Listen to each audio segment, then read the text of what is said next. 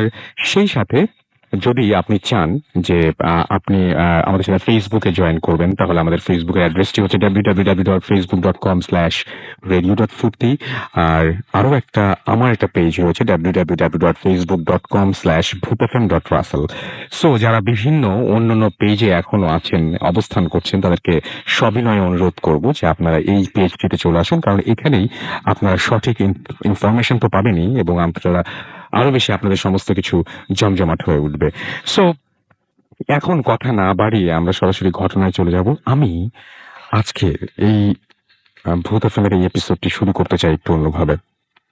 আপনারা যারা শুনছেন, কেউ হয়তো গাড়ি থেকে শুনছেন, কেউ হয়তো বাসায় বসে শুনছেন, কেউ হয়তো শুয়ে শুনছেন, কেউ হয়তো বন্ধুদের নিয়ে শুনছেন।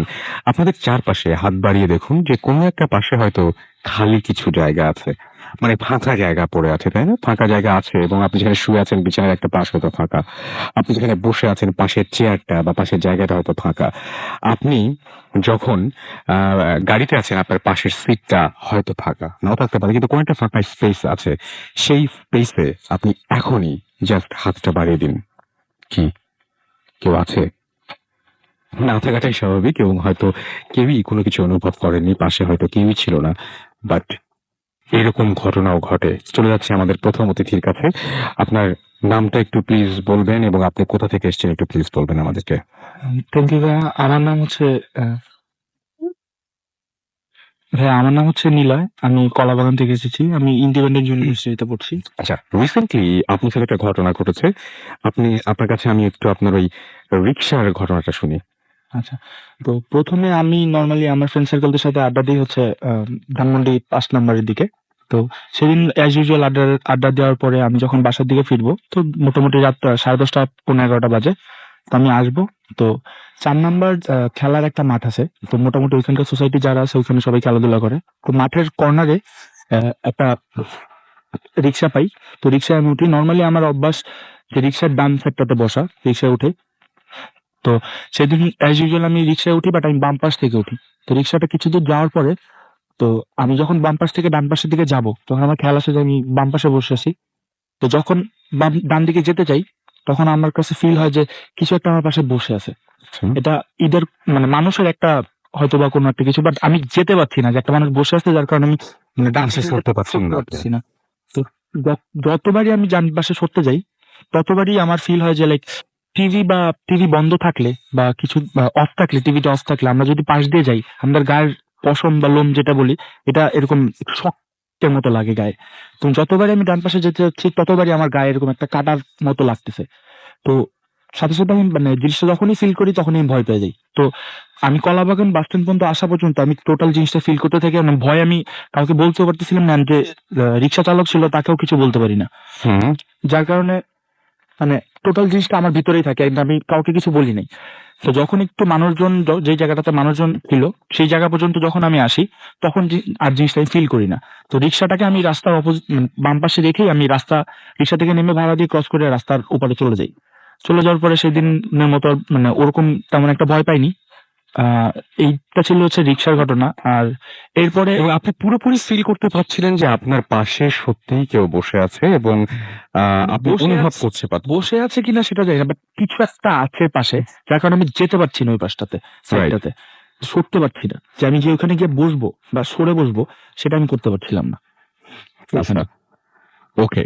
সো এছাড়া আর কি ঘটনা আছে আপনার কাছে একটু শুনি, জাস্ট আরো একটা ঘটনা আমরা যাই। হ্যাঁ, তো এরপরে যেটা হয়, তার 4-5 দিন পরে, তো আমি ল্যাপটপে মুভি দেখতেছি, আমার বাসায় পুরো লাইট টাইট বন্ধ।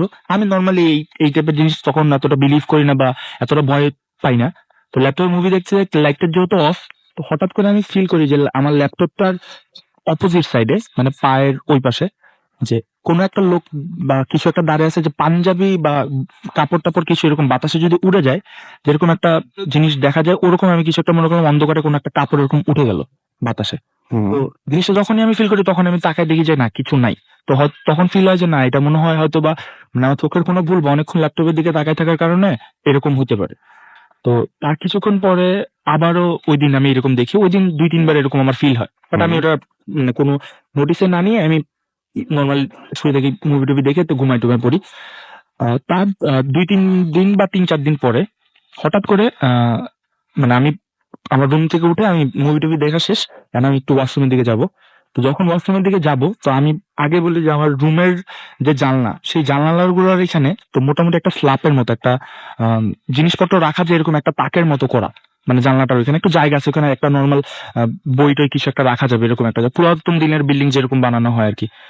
তো আমি যখন যাইতে থাকি, তখন হঠাৎ করে আমি খেয়াল করি যে সেই হাতের বাম পাশে যে আমার জানলাটা, সেই জানলার উপর একটা মানে ছোট একদম 7-8 বছরের একটা 6-7 বছরের একটা বাচ্চা যদি বসে থাকে, ঠিক যেরকম একটা ফিগার আসবে, সেরকম একটা ফিগার ওটার উপরে বসে আছে। আচ্ছা, ফিগারটা কেমন ছিল আপনার কাছে? কি মনে হয় যে ফিগারটা একটু শ্যাডোর মতো বা ট্রান্সপারেন্ট ছিল, নাকি একদম পুরো মানুষের মতো? একদম অত ট্রান্সপারেন্ট, হালকা একটা ট্রান্সপারেন্ট, পুরো সাইডটা যেটা সাইড গুলো যেগুলো এগুলা ওরকম না। আর এটা তো জাস্ট একটা চোখের পলকের মতো, অতটা নোটিস করার আগে। বাট এতটুকু আমি নোটিস করতে পারি যে যে পা গুলা ছিল এবং পেটের যে সাইডটা, আমি ফেসটা অতটা ক্লিয়ারলি না দেখলেও পা এবং পেটের যে সাইডটা আমি দেখি, সেই জায়গাটা ছোট ছোট ফোস্কার মতো পড়া ছিল, যেমন পক্স উঠলে যেরকম দেখি। আচ্ছা আচ্ছা আচ্ছা আচ্ছা। পক্সেরটা ছোট ছোট থাকে, ওটা একটু বড় বড় ছিল, and Okay. পুরো বডিটা কালো ছিল। হুম। তো বসে বসে পিচিটা পা নাড়াচ্ছে। আচ্ছা। তো এইটা দেখার পর আমি লাইক অনেক বেশি ভয় পেয়ে যাই। আমি দৌড়ায় যাইতে গিয়ে আমি মানে দরজার মধ্যে অনেক জোরে ধাক্কা খাই। যেহেতু আমি দরজাটা খুলি নাই, মানে এখনো দরজাটা লক করা, তো বাড়ি খেয়ে আমি পড়ে যাই। তো সাউন্ড শুনে আমার মা চলে আসে। তো মাকে বলার পরে মা অ্যাকচুয়ালি বিশ্বাস করে না জিনিসটা, এন্ড ওইভাবে ওই দিনটা চলে যায়। তার কিছুদিন পরে আমি মানে আমার রুম থেকে বেরো ওয়াশরুমের দিকে আবারও যাব, মানে ঘুমাইতে যাবো তার কিছুক্ষণ আগে। তো আমার যে বাসায় যে লোক, যে ছেলেটা থাকতো বা কাজ করে দিত আমার বাসায়, হেল্প করতো আমার মাকে, তো ও বয়স অনেক ছোট। তো দেখা গেছে ও ঘুমাচ্ছে, তো আমি ওয়াশরুমে যাওয়ার আগে জাস্ট ওর রুমের দরজাটা খুললাম, আমি দেখতেছি যে ও ঘুমায় আছে ঠিক ওর মাথার উপরে। একটা মানুষ মাটিতে শুয়ে আছে, একটা কেউ দাঁড়ায় ওর মাথাটার দিকে যদি নিচু হয়ে তাকিয়ে থাকে, ওইভাবে ওই পিচ্চিটাই দাঁড়ায় আছে এবং ওই ছেলেটার দিকে এরকম নিচু হয়ে তাকায় আছে। তো এটা দেখার সাথে সাথে মানে আমি যে এর আগে দেখছি, তখন তো আমি আমার মাকে দেখাইতে পারিনি। আমি চাইছিলাম যে ওই মুহূর্তে আমি আমার মাকে দেখাবো। তো এই জন্য আমি জোরে মানে চিৎকার মানে দিতেও পারিনি, জাস্ট আম্মু বলার আটা বলছি। সাথে সাথে দেখলাম যে জিনিসটা এরকম বাতাসের মতো একটা স্পিডে সুইং করে চলে গেল, চলে একদম স্ট্রেটলি। এবং এটা আপনারা দুজনে দেখেছেন? না না, এটা আমি একা, ও পিচ্চিটা তো ঘুমাচ্ছে, আম্মু এখনো আসেনি। তো জাস্ট আমাদের বাসার অপোজিটেই হচ্ছে আর একটা বাসা, ওই বাসাটা মোটামুটি মানে দোতলা, ওর সামনে গাছপালা আছে, 2-3টা নারিকেল গাছ আছে। তো দেখলাম জিনিসটা একদম স্ট্রেটলি বাতাসের মতো উড়ে গিয়ে ওই নারিকেল গাছটার একদম যে উপরের যে পাতাটা ছিল, সে পাতাটা ধরে একদম সোজা স্ট্রেটলি নিচে নামতেছে, আবার উপরের দিকে উঠতেছে, এন্ড সাউন্ড হচ্ছে পাতাটা যে নিচে নামতেছে। তো এইটা দেখার সাথে সাথে আমি জোরে চিৎকার করি যে আম্মু এদিকে আসো। তো আম্মু আসার সাথে সাথে যখন আমি সামনের দিকে তাকাই, তখন আর জিনিসটা ছিল না, এন্ড ওই মুহূর্তে ওই জিনিসটা ফেড হয়ে যায়। তো এইভাবে অনেক ছোট ছোট অনেক ঘটনা ঘটে রুমের ভিতরে। প্রায় আমি বুঝি যে না, মানে একটা জায়গায় যদি পুরো স্তব্ধ থাকে, পুরো কেউ সাউন্ড টাউন নাই কোনো, বাট আমি প্রায় ফিল করতাম যে কিছু একটা আমাকে দেখতেছে বা কিছু একটা আমার আশেপাশে আছে। আমার বাসা আর আমার পাশের বাসাটার ভিতরে একটা ছোট্ট একটা গ্যাপ আছে, আর আমার রুমের ঠিক পাশেই হচ্ছে একটা ওই বিল্ডিং এর একটা বাথরুম। তো দেখা গেছে যে জিনিসটা হয়, আমি প্রায় সময় রাত্রেবেলা সাউন্ড পাই যে কিছু একটা আমার বাসা 5 তলার উপরে, যে নিচে এই 2 বিল্ডিং এর মাঝখানে যে জিনিস টুকটাক ময়লা, কাগজ টাগজ, পলিথিন টলিথিন ফেললে তো অনেক জিনিসপত্র থাকে বিল্ডিং এর মাঝখানে, যেখানে যায় না কেউ। আমি 5 তলায় বসে সাউন্ড পাই যে না, আমি ফিল হয় যে আমি নিচ তলায়, and আমার এই পাশ দিয়ে কোনো একজন মানুষ হাঁটতেছে, বিড় বিড় বিড় বিড় করে সাউন্ড কথা বলতেছে। আর আমাদের অনেকেরই এই জিনিসটা একটা সমস্যা আছে যে আমরা রাতের বেলা দাঁত কামড় দিই, দাঁত কামড়ালে এক ধরনের একটা উইয়ার্ড রকম একটা সাউন্ড হয়। বাট আমি জিনিসটা কন্টিনিউসলি ফিল করতাম যে এই 5 তলার উপরের থেকে আমি ক্লিয়ারলি বুঝতে পারতেছি যে এই 2 বিল্ডিং এর মাঝখানে যে চিপা জায়গাটা, এই চিপা জায়গাটাতে কেউ হাঁটে, and বিড় বিড় বিড় করে কি যেন বলে। আর মাঝে মধ্যে যখন মানে চুপচাপ হয়ে যায়, তখন সাউন্ড পাই যে দাঁত কিরমির কিরমির কিরমির করে। মানে এটা মানে দাঁতে আমি এভাবে বুঝাইতে পারবো না, মানে একদম দাঁত জোরে জোরে কিটমিট কিটমিট করলে হাড্ডি খাওয়ার যে সাউন্ডটা আমরা বলি, মানে কাছাকাছি ওরকম কিছু? ওরকম একটা কিছু। ওকে তো ওকে এই জিনিসগুলো আর কি নর্মালি হয়। ওকে, আমি আপনার কাছে আবারও একটু পরে আসছি। তার মধ্যে আমরা আরো একটা ঘটনা শুনে আসবো আমাদের আরো একজন অতিথি আছেন তার কাছ থেকে। এবং এর মাঝখানে আমি কিছু SMS এবং কিছু ফেসবুকে কমেন্ট পড়তে চাই। আপনারা অনেকেই লিখেছেন, যে এখানে দেখতে পাচ্ছি যে আমাদের ফেসবুকে লিখেছেন যে ভূতের গল্প শুনতে ভালো লাগে রাসেল ভাই। এটা তারপর একটা প্রশ্নবোধক চিহ্ন, আমি ঠিক জানি না এটা দিয়ে আপনি কি মিন করেছেন। একা বসে ভূত FM শুনছেন, নিকোষ না নিকোলাস নিকোলাস ঘাগরা, ওকে। আমাদেরকে মাহবুব আলম লিখেছেন আজকে ভূত এফএম খুব ভালো হয়, ফেসবুকের কমেন্ট পড়ছি কিন্তু। নীরব মানমুন আমাদের লিখেছেন ভূত এফএম অসম আমাদেরকে। এছাড়াও অতুল সরকার লিখেছেন এবং তিনি বলেছেন যে আজকের ওয়েদারটা ঠান্ডা হলো, ভূত এফএম ইজ ভেরি হট, ওকে। আমাদেরকে এছাড়াও আরো অনেকেই এখানে কিন্তু কমেন্ট করেছেন এবং ঠিক একইভাবে আমি দেখতে পাচ্ছি যে আমার যে পেজটা রয়েছে সেখানে অনেকে কমেন্ট করছেন এবং আমি মনে করি যে আপনারা আমাদের সাথে আজকে যে ঘটনাগুলো আছে সেই ঘটনাগুলো অনেক এনজয় করবেন এবং আপনি চিন্তা করে দেখুন যে আপনার বাসায় সত্যি যদি এরকম কোনো ঘটনা ঘটে, সত্যি যদি আপনার বাসায় যদি দেখেন যে আপনি অনুভব করতে পারেন যে আপনার রুমের মধ্যে কেউ আছে, আপনার সাথে কেউ মানে আপনাকে সবসময় দেখছে, তাহলে কেমন লাগে? আসলে অনেক ভয় লাগার কথা। আচ্ছা, আমাদেরকে অর্থহীন বোরহান উদ্দিন লিখেছেন ভয় পাওয়া শুরু হলো। আমাদেরকে আশিকুর রহমান শিপন লিখেছেন যে আমাকে লিখেছেন রাসেল ভাই রক্স না, আসলে ভূত এফএম সবার চাইতে বড়, এটা একটু বুঝতে হবে। রাজীব আমাদের বাগেরহাট থেকে এসএমএস করেছেন। এছাড়াও উজ্জ্বল আমাদেরকে এসএমএস করেছেন নরসিংদী থেকে। মুন খান আমাদের বলেছেন হাউ আর ইউ রাসেল ভাই, আমি সবসময় ভালো থাকি এবং সবসময় ভালো বলে। নোমান ময়মনসিং থেকে লিখছেন থ্যাংক ইউ ভূত এফএম এবং অল মেম্বার্সদেরকে তিনি আমাদের যে যত মেম্বার্স রয়েছেন সবাইকে তিনি শুভেচ্ছা জানিয়েছেন। হিমেল পান্ডে আমাদেরকে এসএমএস করেছেন নড্ডা থেকে। এছাড়াও অর্পণ আমাদের এসএমএস করেছেন, তিনিও ভয় পাচ্ছেন লিখেছেন। ইলিয়াস আমাদের মুক্তাগাছা থেকে এসএমএস করেছেন, কালকে টেস্ট এক্সাম তার, এই মুহূর্তে তিনি ভূত এফএম শুনছেন। প্রিন্সেস আমাদেরকে বান্দরবন থেকে এসএমএস করেছেন, ফার্স্ট স্টোরিটা অনেক তার কাছে ভয়ঙ্কর লেগেছে। আমি আপনাদেরকে আরো একটা গল্পের সাথে, আরো একটা ঘটনার সাথে পরিচয় করিয়ে দিই। আপনি আপনার বাসায় যেই আয়নাটা প্রতিদিন ব্যবহার করছেন, যে আয়নার সামনে দাঁড়ালে আপনার প্রতিবিম্ব ভেসে ওঠে, দাঁড়ালে আপনি দেখতে পারেন আপনাকে কেমন লাগছে, আপনার চুল ঠিক আছে কিনা, আপনার জামাটা ঠিক আছে কিনা, যে নিজেকে সাজাতে যে আয়নার সামনে প্রতিদিন দাঁড়ান, হঠাৎ করে একদিন সেই আয়নার সামনে দাঁড়ালেন আর দেখলেন আয়নায় কিছু দেখা যাচ্ছে না, কেমন লাগবে? হ্যাঁ, এরকম ঘটনা ঘটে এবং সেই ঘটনাই আমরা শুনবো আমাদের আমাদের পরবর্তী অতিথির কাছ থেকে। আপনার নামটা প্লিজ একটু বলবেন এবং আপনি কোথা থেকে এসেছেন? হ্যালো রাসেল ভাই, আমি আন্দালিব মোহাম্মদপুর থেকে এসেছি। আচ্ছা আন্দালিব, আপনার ঘটনাটা খুবই অদ্ভুত টাইপের। আমি শুরুতেই বলি যে it's very hard to believe যে আপনি বলবেন এবং দ্যাটস ওয়াই আপনি আপনার আসার কথা ছিল না, আপনি বলেছিলেন যে আপনার যে ঘটনাটা আছে আমরা সেটা পড়ে শোনাবো, রাইট? জি। পরে আমি আপনাকে অনেক রিকোয়েস্ট করে এখানে নিয়ে এসেছি because it's very hard to believe এবং এই স্টোরিটা একটু অন্যরকম। বাট আপনি বলছিলেন যে এটার জন্য অনেকে মানে যাদের সাথে এই ঘটনাটা ঘটেছে তারাও শেয়ার করতে দিতে রাজি হয় না বা চায় না, জি, কারণ যে কেউ এই ঘটনাটা শুনে হয়তো বিশ্বাসও করতে চায় না। Very hard to believe. Right, so চলুন আমরা স্টোরিতে যাই। ঘটনাটা আমার ফ্রেন্ডের জীবনের একটা ঘটনা, যেটা আমি আমার ফ্রেন্ডের কাছ থেকে শোনার পরে, আমি আমার ফ্রেন্ডের মা আন্টির কাছ থেকে এটা শোনার পরে আমি এখানটা শেয়ার করছি। তো ঘটনাটা এমন যে আমার অনেক অনেক আগের ঘটনা। তখন আমার ফ্রেন্ডের বাবা, তার দাদু দিদা, তারা সবাই গ্রামে থাকতেন তখন। তো একদিন এমন হয় যে আমার ফ্রেন্ডের দিদা তখন একদিন রাতে স্বপ্ন দেখে যে তাকে স্বপ্নের মধ্যে কেউ বলছে যে তোর মেয়েকে তো আমি নিয়ে যাব, তোর মেয়েকে তো আমি নিয়ে যাব। তো এমন ভাবে 2 দিন দেখার পরে আমার ফ্রেন্ডের দিদা তেমন একটা গুরুত্ব না দিয়ে সে তার আমার ফ্রেন্ডের দাদুকে এই ঘটনাটা বলে।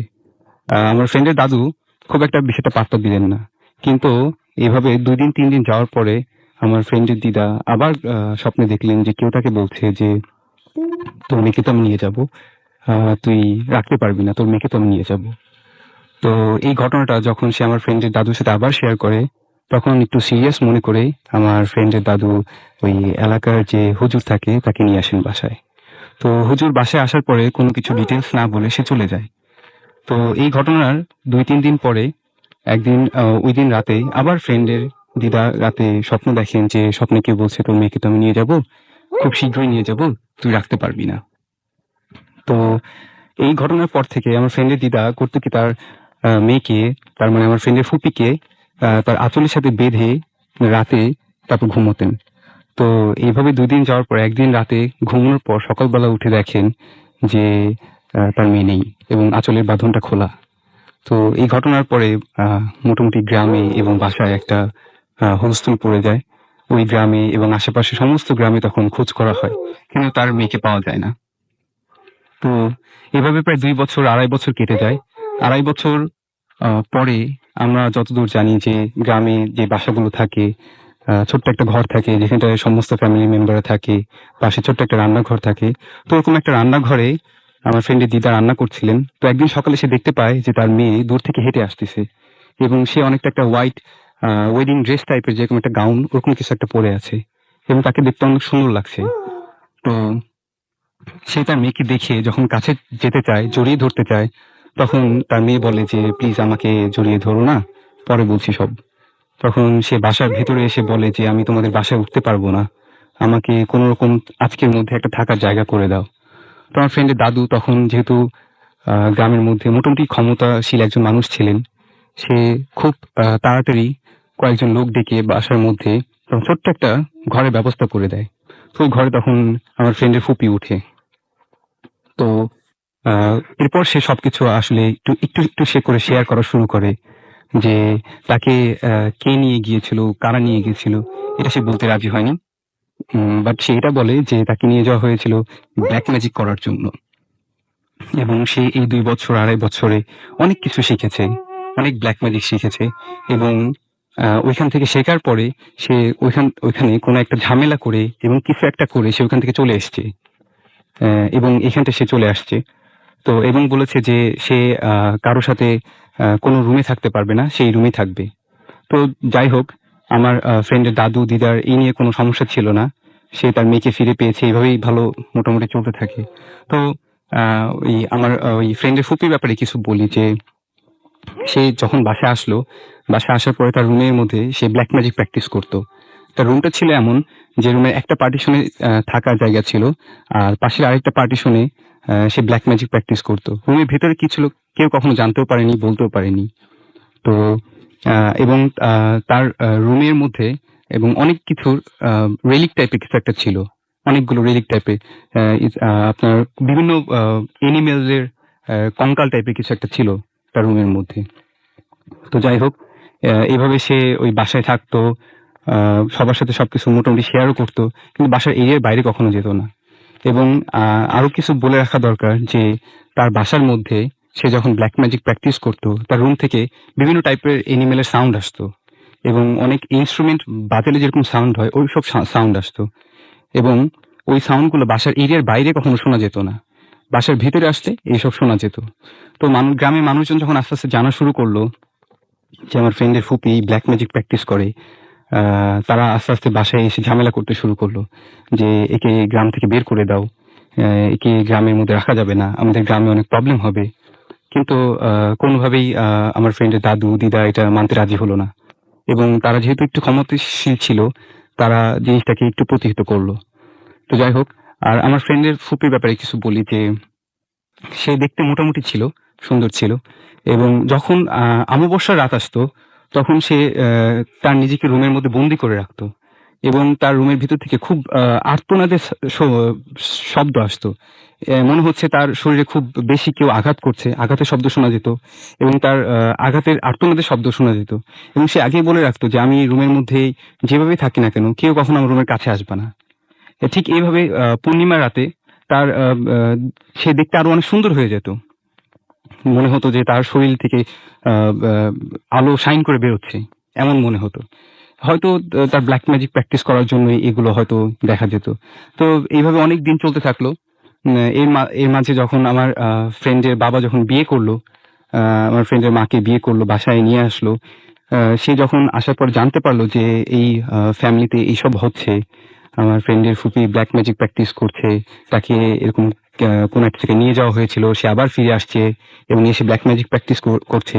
এরপর থেকেই আমার ফ্রেন্ডের মা কখনোই আমার ফ্রেন্ডের ফুপিকে কখনোই পছন্দ করতো না, বিন্দু মাত্র পছন্দ করতো না। সে সবসময় তাকে উল্টোপাল্টা কথাবার্তা বলতো, তার সাথে খারাপ বিহেভ করতো। কিন্তু আমার ফ্রেন্ডের ফুপি কখনোই এটা নিয়ে কোনো তার মধ্যে খারাপ লাগা কাজ করতো না। তো এর মধ্যে যখন আমার ফ্রেন্ডের জন্ম হলো, তখন থেকেই আমার ফ্রেন্ডকেও আমার ফুপি ওই ফ্রেন্ডের ফুপি অনেক পছন্দ করতো। ফ্যামিলিতে অন্য কাউকে পছন্দ না করলেও তাকে অনেক বেশি পছন্দ করতো। তো যখন ফুপি যখন আমার ফ্রেন্ডকে আদর করতো করতো, এটা দেখলেই ফ্রেন্ডের এবং আপনি বলতে চাচ্ছেন যে আপনার ফ্রেন্ডের সাথে আবার তার ফুপুর খুব ভালো সম্পর্ক খুবই ভালো ছিল, সম্পর্ক ভালো ছিল। সম্পর্ক ছিল। ফ্যামিলিতে আর কারোর সাথে না থাকলেও খুবই ভালো সম্পর্ক ছিল। এবং খারাপ সম্পর্কটা ছিল আমার ফ্রেন্ডের মা এবং তার ফুপির মধ্যে খারাপ সম্পর্কটা ছিল। তো একটা ঘটনা আমাকে তারা বলেছে যে আমার ফ্রেন্ডের বয়স যখন 4 কি 5 হবে, তো আমার ওই ফ্রেন্ডের ফুপির রুমে তো কেউ অ্যালাউড ছিল না যাওয়াটা। তো বাসার কোনো কাজের লোক কোনো একদিন ওই রুমের মধ্যে যখন ঢুকে সে সেন্সলেস হয়ে যায় এবং কোনোভাবে তখন তাকে রুম থেকে বের করা হয়। আমরা কি জানতে পারি রুমের ভেতরে কি আছে? হ্যাঁ, আমি যতদূর আমার ফ্রেন্ডের কাছ থেকে শুনেছি যে সে যতদূর আমাকে বলেছে যে সে তখনই অনেক ছোট ছিল, যতদূর মনে করতে পারে ততদূর বলেছে যে রুমের পুরো ফ্লোরটা ছিল কালো এবং ওয়ালগুলো ছিল সব সাদা এবং ওয়ালে বিভিন্ন ইনস্ট্রুমেন্ট এবং বিভিন্ন এনিমেলসের কঙ্কাল টঙ্কাল এসব কিছু রাখা থাকতো। ওকে, তারপরে কি হলো? তারপরে যেটা হলো যে এরকম আরেকটা দিনের ঘটনা যে বাসায় আরেকজন লোক এভাবে দাঁড়িয়ে আছে। তো আমার ফ্রেন্ড যেহেতু ও সবসময় ওই রুমের মধ্যে ঢুকতে পারতো এবং বেরিয়ে আসতে পারতো, আর কারো রুমের মধ্যে ঢোকার পারমিশন না থাকলেও শুধুমাত্র ও যেতে পারতো এবং বেরিয়ে আসতে পারতো। তো একদিন ও করেছে কি, ওই রুমের মধ্যে ঢুকে কোনো একটা ছোট্ট রেলিক টাইপের কিছু একটা জিনিস নিয়ে এসেছে। তো ওটা আনার পরে বাসার আরেকজন যে মেম্বার ছিল সে ওটা হাতে নেওয়ার সাথে সাথে সে সেন্সলেস হয়ে গেছে। তো যাই হোক, এরপরে বাসায় ফুপি আসলো। ফুপি এসে তাকে কিছু একটা বলে তার জ্ঞান ফিরে আনার পরে সে বাসা থেকে চলে যায়। তো এই ঘটনা নিয়ে, যেহেতু এই ঘটনাগুলা ফ্যামিলির মধ্যে অনেক বেশি হচ্ছিল এবং এটা নিয়ে গ্রামের লোকজন অনেক কথাবার্তা বলছিল এবং ফুপির সাথে এবং আমার ফ্রেন্ডের মার মধ্যে অনেক খারাপ একটা সম্পর্ক চলছিল, তখন এই ঘটনার উপর বেস করে আমার ফ্রেন্ডের মা আমার ফুপিকে অনেক উল্টোপাল্টা কথা বলা শুরু করে এবং এই কথাবার্তা বলার এক পর্যায়ে আমার ফ্রেন্ডের ফুপি কোনো ধারালো কিছু একজন উপর গিয়ে পড়ে এবং সে খুব ডিপলি উন্ডেড হয়। এখানে একটা জিনিস বলে রাখি যে আমার ওই ফ্রেন্ডের ফুপি কোনো একটা জায়গায় কেটে গেলে অথবা সে কোনো ভাবে যদি উন্ডেড হতো, ওটা হিল করতে অনেক বেশি টাইম লাগতো। সাধারণ ছিল না, সাধারণ ছিল না, হ্যাঁ। অনেক ব্লিডিং হতো বা অনেক এরকম ব্লিডিং কিছু হতো, একটা। অনেক টেক কেয়ার করার পরে এটা গিয়ে ঠিক হতো। ওকে, তারপরে তারপরে এই ঘটনা যখন আমার ওই ফ্রেন্ডের ফুপি কোনো একটা ধারালো কিছুর উপর গিয়ে পড়লো, সে ডিপলি উন্ডেড হয়। তো তখন তাড়াতাড়ি তাকে হসপিটালে নিয়ে যায় এবং হসপিটালে নিয়ে যেতে যেতেই সে রাস্তাতেই মারা যায়। হ্যাঁ, এবং মারা যাওয়ার আগে সে শুধু একটা কথা বলে গেছে যে এই ফ্যামিলিতে আমি শুধু আমার ফ্রেন্ড, মানে ওর নাম বলতে চাচ্ছি না, শুধু ওকে ছাড়া এই ফ্যামিলিতে আমি কাউকে ভালোবাসি না। এটা সে মারা যাওয়ার আগে বলে গেছে। তো যাই হোক, সে মারা যাওয়ার পরে যখন বাসায় তার লাশ নিয়ে আসা হলো এবং দাফন টাফন সব কাজকর্ম করার পরে আমার ফ্রেন্ডের মা আসলে উপলব্ধি করতে পারলো যে আমি এতদিন যা করে এসেছি আসলে সেগুলো ঠিক হয়নি এবং আমি হয়তো অনেকটা অবিচারী করে এসেছি। কারণ আমার ফুপি কখনোই তার ব্ল্যাক ম্যাজিকের কারণে কখনোই কেউ কোনোভাবে ক্ষতিগ্রস্ত হয়নি। সো তাকে সারা জীবন সে শুধু ব্লেম করে এসছে। তো এইভাবে সে আসলে নিজেকে একটু অন্যরকম ভাবতো এরপর, এই ঘটনার পর থেকে। তো যাই হোক, ওই দিনের পরে যখন সবাই ঘরের বাসার উঠোনের মধ্যে বসে মানে কথাবার্তা বলছে যে কি হয়ে গেল, হঠাৎ ঘটনাটা কি হয়ে গেল, এর মধ্যে আমার ফ্রেন্ডের ফুপি যখন ওই যে বাসাটাতে থাকতো ওই বাসাটাতে হঠাৎ করে আগুন ধরে গেল এবং আগুন ধরে বাসাটা পুড়ে খুব অল্প সময়ের মধ্যে বাসাটা পুড়ে ছাই হয়ে গেল এবং বাসার মেম্বাররা তখন খুব ভয় পেয়ে গেল যে কি হলো এটা। ঠিক তখনই তারা ডিসাইড করলো যে যেহেতু আমার ফ্রেন্ডের ফুপি এই রুমটাতে ব্ল্যাক ম্যাজিক থাকতো এতদিন ধরে এবং সে চলে যাওয়ার সাথে সাথে রুমটা যেহেতু পুরো ছাই হয়ে গেল, আমরা আর এই গ্রামে থাকবো না। তখন এরপর থেকে আমার ফ্রেন্ডের দাদু দিদা, আমার ফ্রেন্ডের মা বাবা সবাই মিলে ঠিক করলো যে আমরা এই গ্রাম ছেড়ে চলে যাব, এই এলাকা ছেড়ে চলে যাব, এই এরিয়া ছেড়ে চলে যাব। তখন তারা ওই গ্রাম ছেড়ে ঢাকায় চলে আসলো, একটা জায়গায় চলে আসলো, আমি নাম বলতে চাচ্ছি না। তো এখানটায় এসে তারা যখন তারা ওই গ্রাম ছেড়ে চলে আসলো, তখন আমার ফ্রেন্ডের বয়স আনুমানিক 5 কি 6 হবে। তো ঢাকায় চলে আসার পরে অনেক দিন হয়ে গেল, ঘটনা প্রায় 1 বছর 1.5 বছর পার হয়ে গেল। আমার ফ্রেন্ডের বয়স তখন 7 কি 7.5 হবে। তো আমার ফ্রেন্ড তখন আমাকে বলছিল যে একদিন রাতে সে শুনতে পায় যে কেউ তাকে ডাকছে, তার নাম ধরে ডাকছে। সো প্রথম দিন সে পাত্তা না দিল, দ্বিতীয় দিন সে আবার শুনতে পায় যে কেউ তাকে ডাকছে, তার নাম ধরে ডাকছে। তখন সে ভালো করে খেয়াল করে দেখলো যে এটা তার ফুপির গলা, ফুপির ভয়েসে কেউ তাকে ডাকছে। তখন সে উঠে গিয়ে দেখে যে আয়নার মধ্যে তার ফুপি দাঁড়িয়ে আছে এবং তার সাথে কথা বলার চেষ্টা করছে, তখন সে আয়নার মধ্যে কথা না বলে সে ওই রাতটা কাটায়। পরের দিন সকালবেলা তার মাকে শেয়ার করে যে আমি তো গতকাল রাতে ফুপিকে দেখেছি আয়নার মধ্যে, সে আমার সাথে কথা বলতে চাচ্ছিল। তখন তার মা বুঝতে পারে যেহেতু ফুপি ব্ল্যাক ম্যাজিক করতো, সামহাউ সে কিছু একটা করে গেছে, যার কারণে সে এখনো মৃত্যুর পরেও আমার ফ্রেন্ডের সাথে কথাবার্তা বলতে পারে। কথাবার্তা কিভাবে বলে আরেকবার বলেন। হ্যাঁ, সে কথা বলতো আয়নার মাধ্যমে, কোন একটা মিররের মাধ্যমে। রাইট। হুম। So আমি ফার্দার বলছি যে ওই আমার তখন তার মা বলে দিল যে তুমি এক কাজ করো, তুমি তোমার ফুপি যদি আসে তুমি তোমার ফুপির সাথে কথা বলো। তো তখন আমার ফ্রেন্ড আমার সাথে শেয়ার করলো যে এভাবে প্রায় প্রতিদিন রাতেই আমার ফ্রেন্ড আয়নার মধ্যে গিয়ে আয়নার সামনে দাঁড়িয়ে ফুপির সাথে কথা বলতো, এবং দূর থেকে তার মা দেখতো যে আমার ফ্রেন্ড আয়নার সামনে দাঁড়িয়ে কথা বলছে, বাট সে কখনো এটা দেখতেও পারেনি, কখনো সে কথা বলতেও পারেনি। তার মানে শুধু আমার ফ্রেন্ডই শুধু আয়নার সামনে দাঁড়িয়ে কথা বলতো এবং বিভিন্ন কথা বলতো।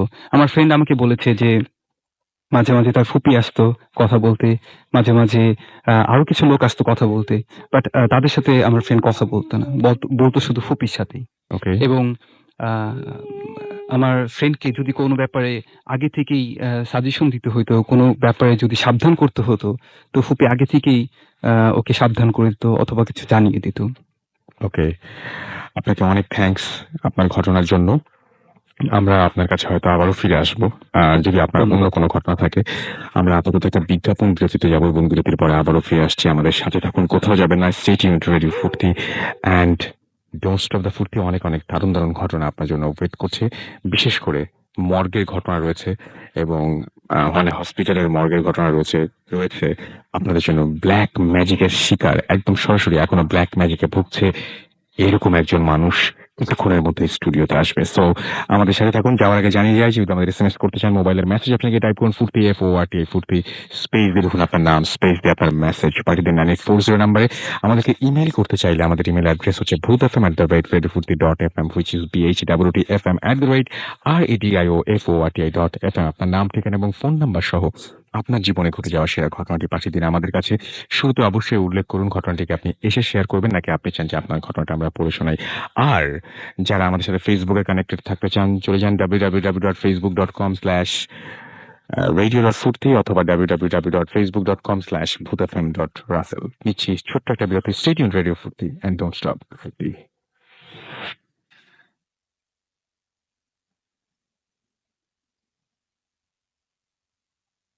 Welcome back.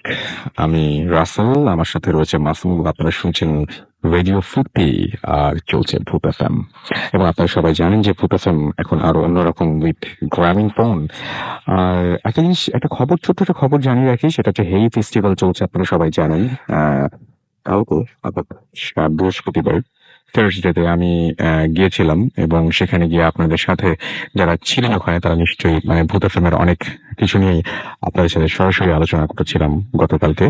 এবং আগামীকাল বিকালে অথবা সন্ধ্যার দিকে আরো একবার যাবার ইচ্ছে রয়েছে। আপনারা যারা বই মেলায় আমাদের বইগুলো কালেক্ট করতে পারেননি, কালকে করতে পারবেন। সিডি সহ বইগুলো আবারও পেয়ে যাবেন। এবং সেই সাথে আমার মানে আমি তো থাকবোই, মাসুম থাকবে এবং আমাদের সাথে ভূত এফএমের বিষয়ে কথা বলার কতটুকু সুযোগ পাবো জানি না, তবে হ্যাঁ কিছু বই সিগনেচার করতে পারি হয়তো যদি আপনারা আসেন।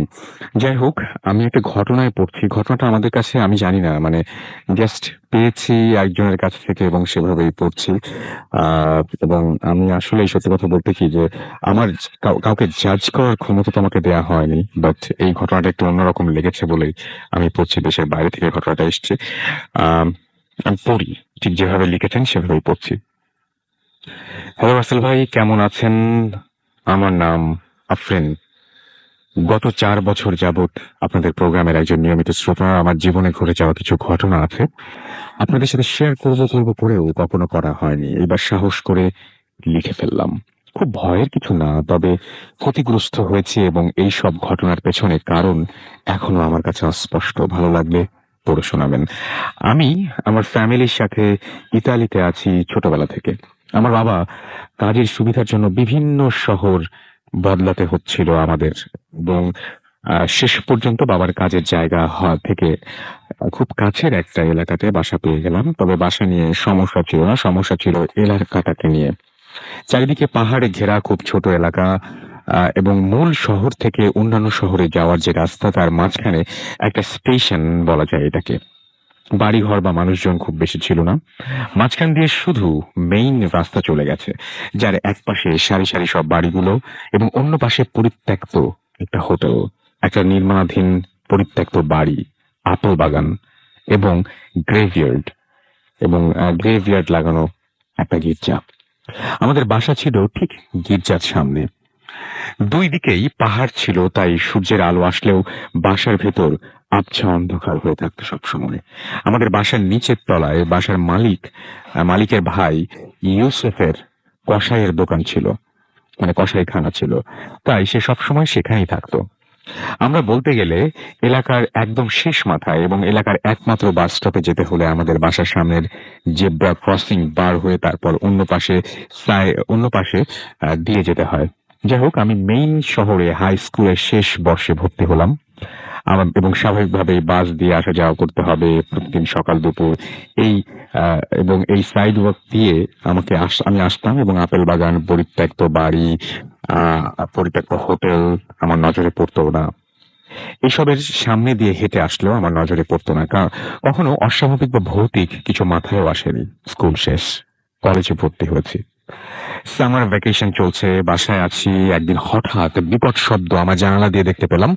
ইউসুফের দোকানের সামনে বিলবোর্ড, রাস্তার পাশে যে পাথরের দেয়ালে লাগানো, ওইখানে একটা গাড়ি ব্রেক ফেল করে ধাক্কা খেয়েছে। পুলিশ, অ্যাম্বুলেন্স মুহূর্তে চলে আসলো, গাড়ির দরজা কেটে উদ্ধার করলো ভেতরের মানুষকে, এবং সেটা ছিল একজন মহিলা এবং তার 5 বছরের মেয়ে। বাচ্চাটা অলরেডি মারা গেছে এবং মায়ের অবস্থা গুরুতর। যাই হোক, ওই মহিলা সুস্থ হওয়ার পর সবসময় সেই দেয়ালটার নিচে কিছু ফুল আর মোমবাতি জ্বালিয়ে রেখে যেত। আমার কলেজ শুরু হলো।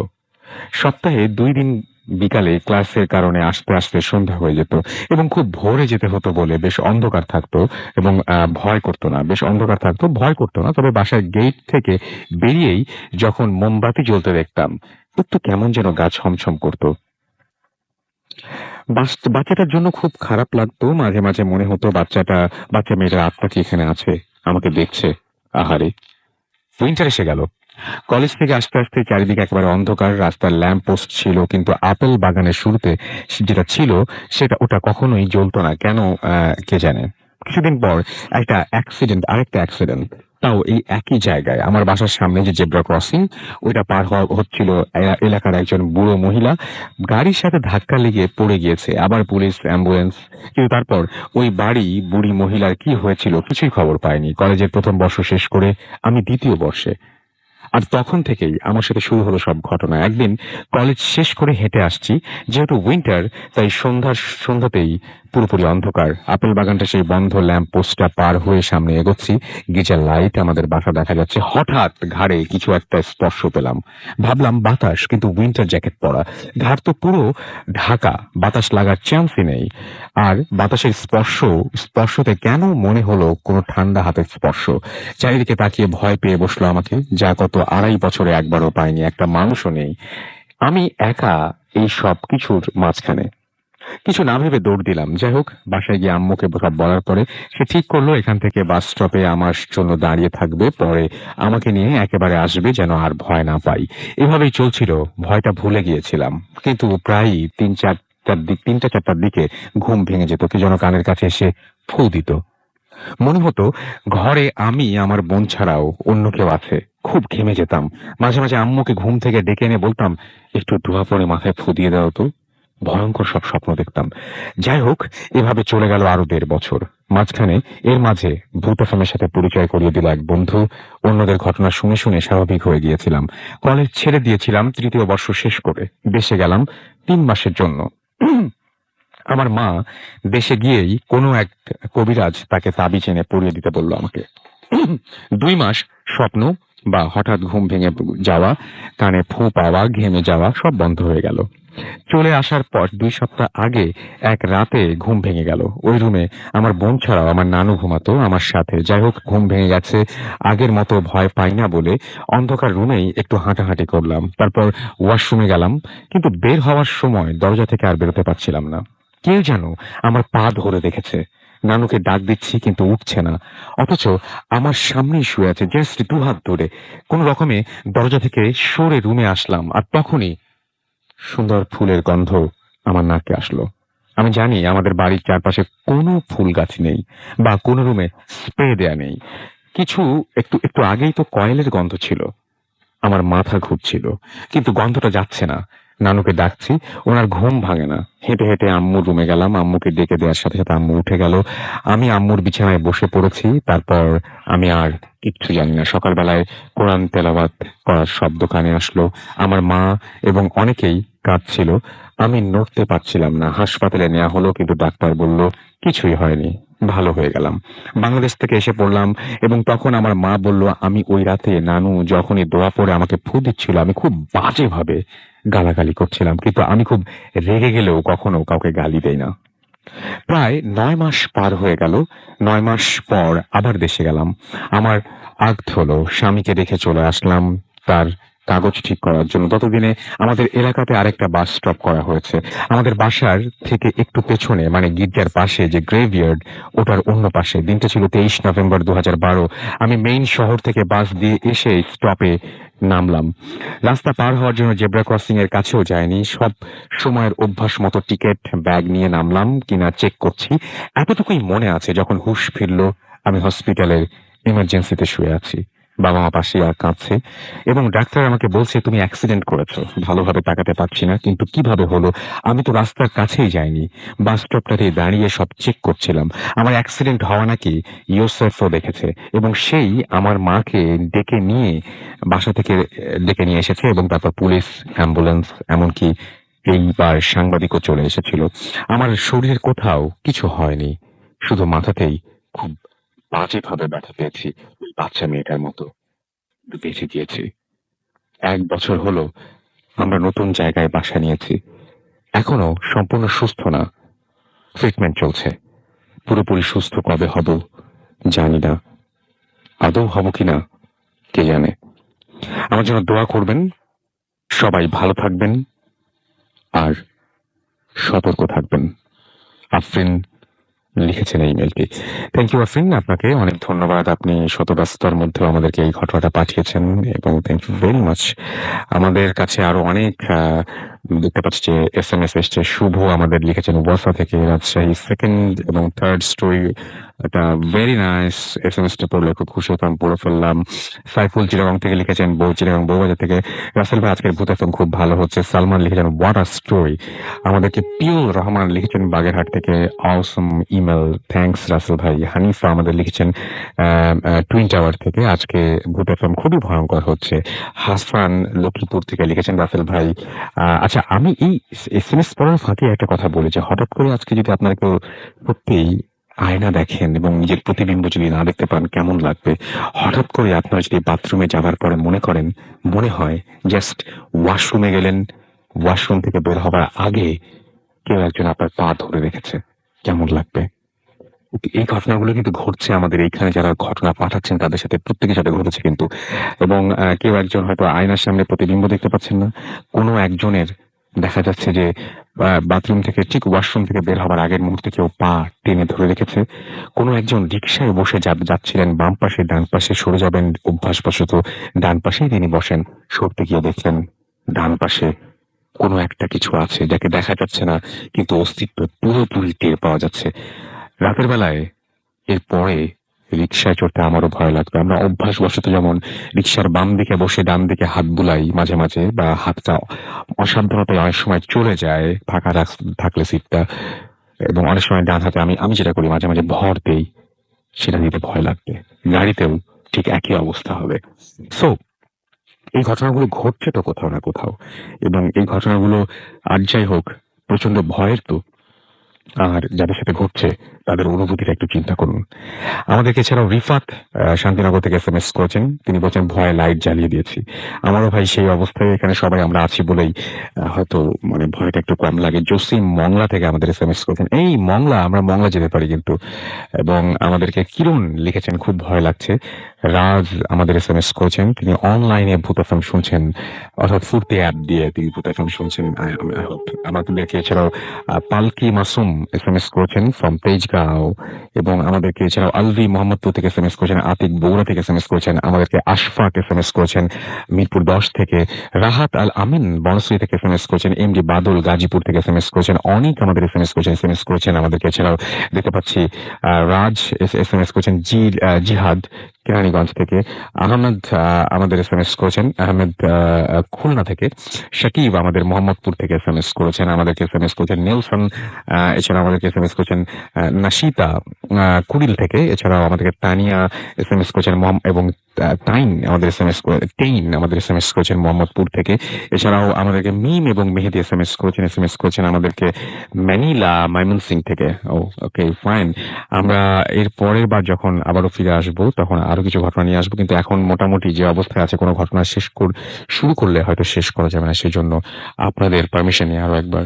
একটা বিরতি নিয়ে আসছি। কিছু করার নেই আমার, সরি, বাট আপনারা আমাদের সাথে থাকুন এবং এসএমএস পাঠান, মোবাইলের মেসেজ অপশনে গিয়ে টাইপ করুন ফুর্তি FORTI ফুর্তি, স্পেস দিয়ে লিখুন আপনার নাম, স্পেস দিয়ে আপনার মেসেজ পাঠিয়ে দিন 9847 নাম্বারে। আমরা যারা ইমেল করতে চান, আমাদের ইমেল অ্যাড্রেস হচ্ছে bhutfm@radio.fm, which is BHWTFM@radioforti.fm। আমাদের ফেসবুক অ্যাড্রেস হচ্ছে www.facebook.com/radio.furti অথবা www.facebook.com/bhutfm.russell। লাইক দিয়ে কমেন্ট করুন আমাদের আজকের পোস্টে এবং সেই সাথে পেজে। আর এখন যেটা করব সেটা হচ্ছে একটা বিরতিতে যাবই। বিরতির আগে আমি যেটা করব সেটা হচ্ছে যে অবশ্যই আপনাদেরকে জানিয়ে দেবো যে এরপরে যখন ফিরে আসবো থাকবে একটা মর্গের ঘটনা, এবং সেই মর্গের ঘটনাটার জন্য আপনি প্রস্তুত থাকুন। ফিরে আসছি একটু পরেই। স্টে টিউনড রেডিও ফুর্তি অ্যান্ড ডোন্ট স্টপ দ্য ফুর্তি।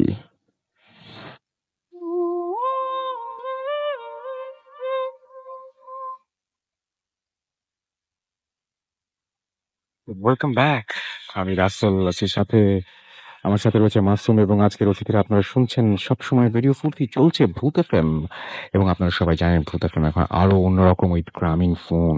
আমি দেখতে পাচ্ছি যে ফেসবুকে আমাদের যে পেজটা রয়েছে সেখানে একজন লিখেছেন অভিশাপ সপ্ত ড্রাকুলা, যার নাম, এবং ফেসবুক নেইম আর কি, এবং তিনি লিখেছেন আমাদেরকে যে রাসেল ভাই, iOS এর জন্য কি ফুর্তি অ্যাপ আছে? কি বলেন বস? এটা তো থাকবেই, এবং আপনি এখনই জাস্ট অ্যাপ স্টোরে চলে যান এবং সেখানে গিয়ে ক্লিক করুন, তারপরে সেখানে টাইপ করুন রেডিও ফুর্তি, RADIOFORTI ফুর্তি, দেখবেন যে আমাদের অ্যাপ অবশ্যই পেয়ে যাবেন।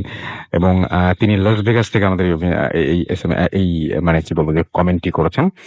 রিয়াজ মাহমুদ আমাদের লিখেছেন ইউএসএ তে বসে ভূত এফএম বসে ফুর্তি অ্যাপ ইউজ করে লাইভ ভূত এফএম শুনছি। Thanks to radio Furti, you are most welcome and thanks for being with us. আমাদেরকে এছাড়াও একলা পাখি লিখেছেন যে অ্যাপে রেকর্ড অপশন আছে কিনা। না ভাই, sorry, I am really sorry, এখনো পর্যন্ত সেই অবস্থা নাই।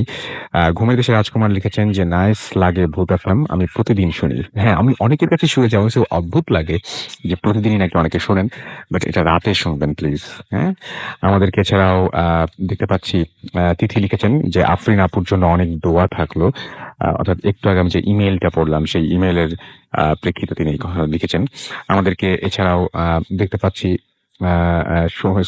সহিনা নিম আখতার লিখেছেন যে ভূত FM I miss you. Why? আপনি সবসময় যদি থাকেন আমার সাথে কানেক্টেড, তাহলে তো এখন তো পৃথিবী অ্যাপ আছে, পৃথিবীর যেখানে থাকেন না কেন, আমি ঠিক বুঝিনি কেন আপনি বলেন এই কথাটা।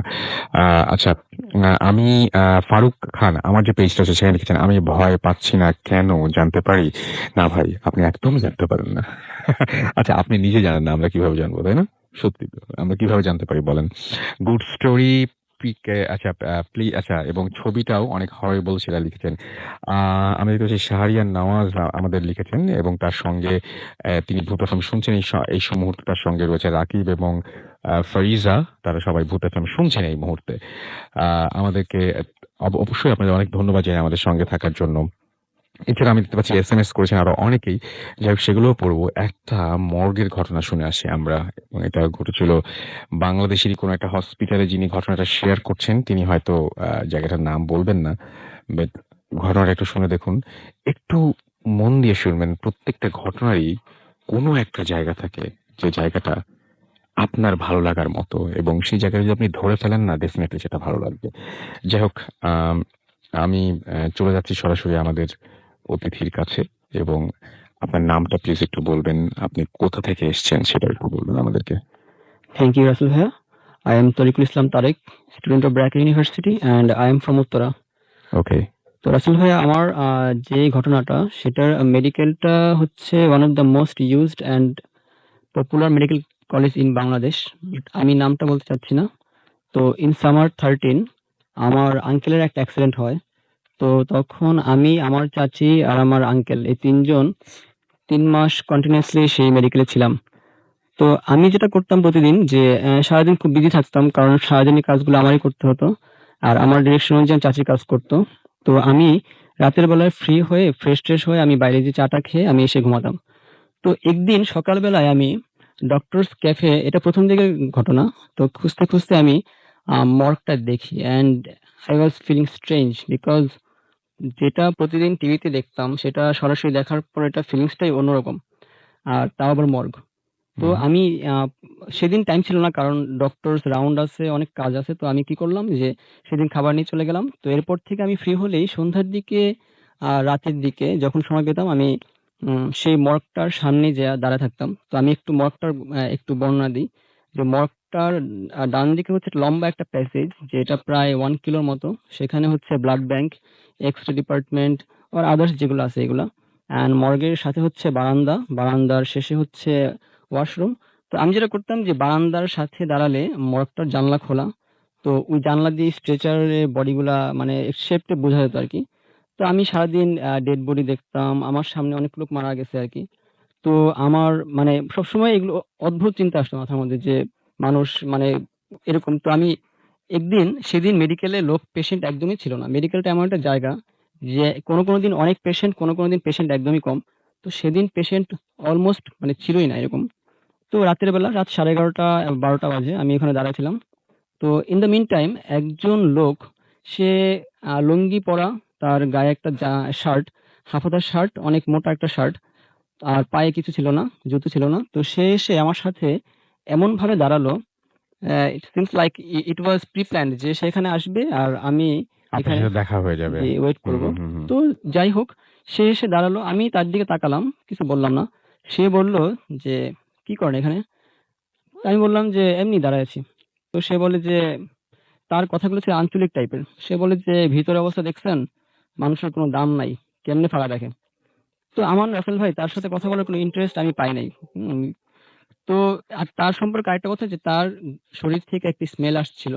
যে স্মেলটা কম্পেয়ার করার মতো I didn't find anything. আমি আসার সময় চেষ্টা করছিলাম স্টুডিওতে আসার আগে যে কিছু একটা দিলে মানে আপনাদের বুঝতে সুবিধা হবে। কম্পারেবল করা যায় না আসলে। হুম, তো হুম। তবে অনেক ভারী একটি স্মেল ছিল। তো সে এসে আমার সামনে দাঁড়ালো। তো সে এগুলো বলতেছে, সে ২ টা কথা বললে আমি ১ টা কথা বলি। তো সে একসময় বলল যে, "এখানে কি আপনার পেশেন্ট আছে?" আমি বললাম যে, "হ্যাঁ, আমার পেশেন্ট আছে।" তো সে বলল যে, "ভিতরে গেছেন কোনদিন?" সে আমাকে মর্গটা ইন্ডিকেট করল। লোকটা একটু বর্ণনা দেন কেমন ছিল সেই লোকটা লোকটা ছিল দেখতে? আপনার খাটো করে, হুম, হুম। তার পায়ে জুতো ছিল না, লুঙ্গি ছিল অনেক ময়লা একটা লুঙ্গি, আর হুম, হুম। হাফহাতা শার্ট ছিল। আর আরেকটা বিষয় ছিল তার সম্পর্কে হুম, যে হুম। তার গলার যে আকৃতিটা, যে হুম, তার হুম। তার টোটাল যে বডি স্ট্রাকচার এর সঙ্গে ইট ওয়াজ টোটালি ইনক্যাপেবল। মানে এটা অদ্ভুত একটা আকৃতি ছিল গলার। আর সে ছিল অনেকটা আদিবাসী টাইপের। দেখলে বোঝা যায় কিন্তু যে একটা আদিবাসী জাত দেখলে বোঝা যায়। তো সে ছিল এরকম ধরনের। আর তার সাথে আমার না মানে তার ১ম তার এক্সিস্টেন্স টা আমার কাছে ভাল লাগছিল না। হুম? হুম, হুম। তো তারপর সে বলে, "ভিতরে গেছেন কোনদিন?" আমি বললাম যে, "না।" সে বলে, "যাইবেন এখন?" তো আমি বললাম যে, "না, আমার এখন যাওয়ার ইচ্ছা নেই। আর তাছাড়া এখন যাওয়া সম্ভব না। কারণ এখন তালা লাগানো।" তো সে বলে যে, "আসেন আমি ব্যবস্থা করতেছি।" তো আসলে ভাই আমার না মানে কোয়েশ্চেন ছিল যে সে কেন আমাকে নিতে যাবে? আর হুম, আমার হুম। যাওয়ার ইচ্ছাও নাই। তো আমি কি করলাম? আমি ব্যাক করলাম। উনি আমি কি জোর করছিলেন আপনাকে না, ভেতরে জোর যাওয়ার জন্য? করছে পরে, সেটা আমি আসছি। সে আচ্ছা। ১ম এ আমাকে সুন্দর করে বলতে, আর সে আমার থেকে একটা গ্যাপ মেইনটেইন করছিল হুম, আরকি হুম। ১ম দিকে।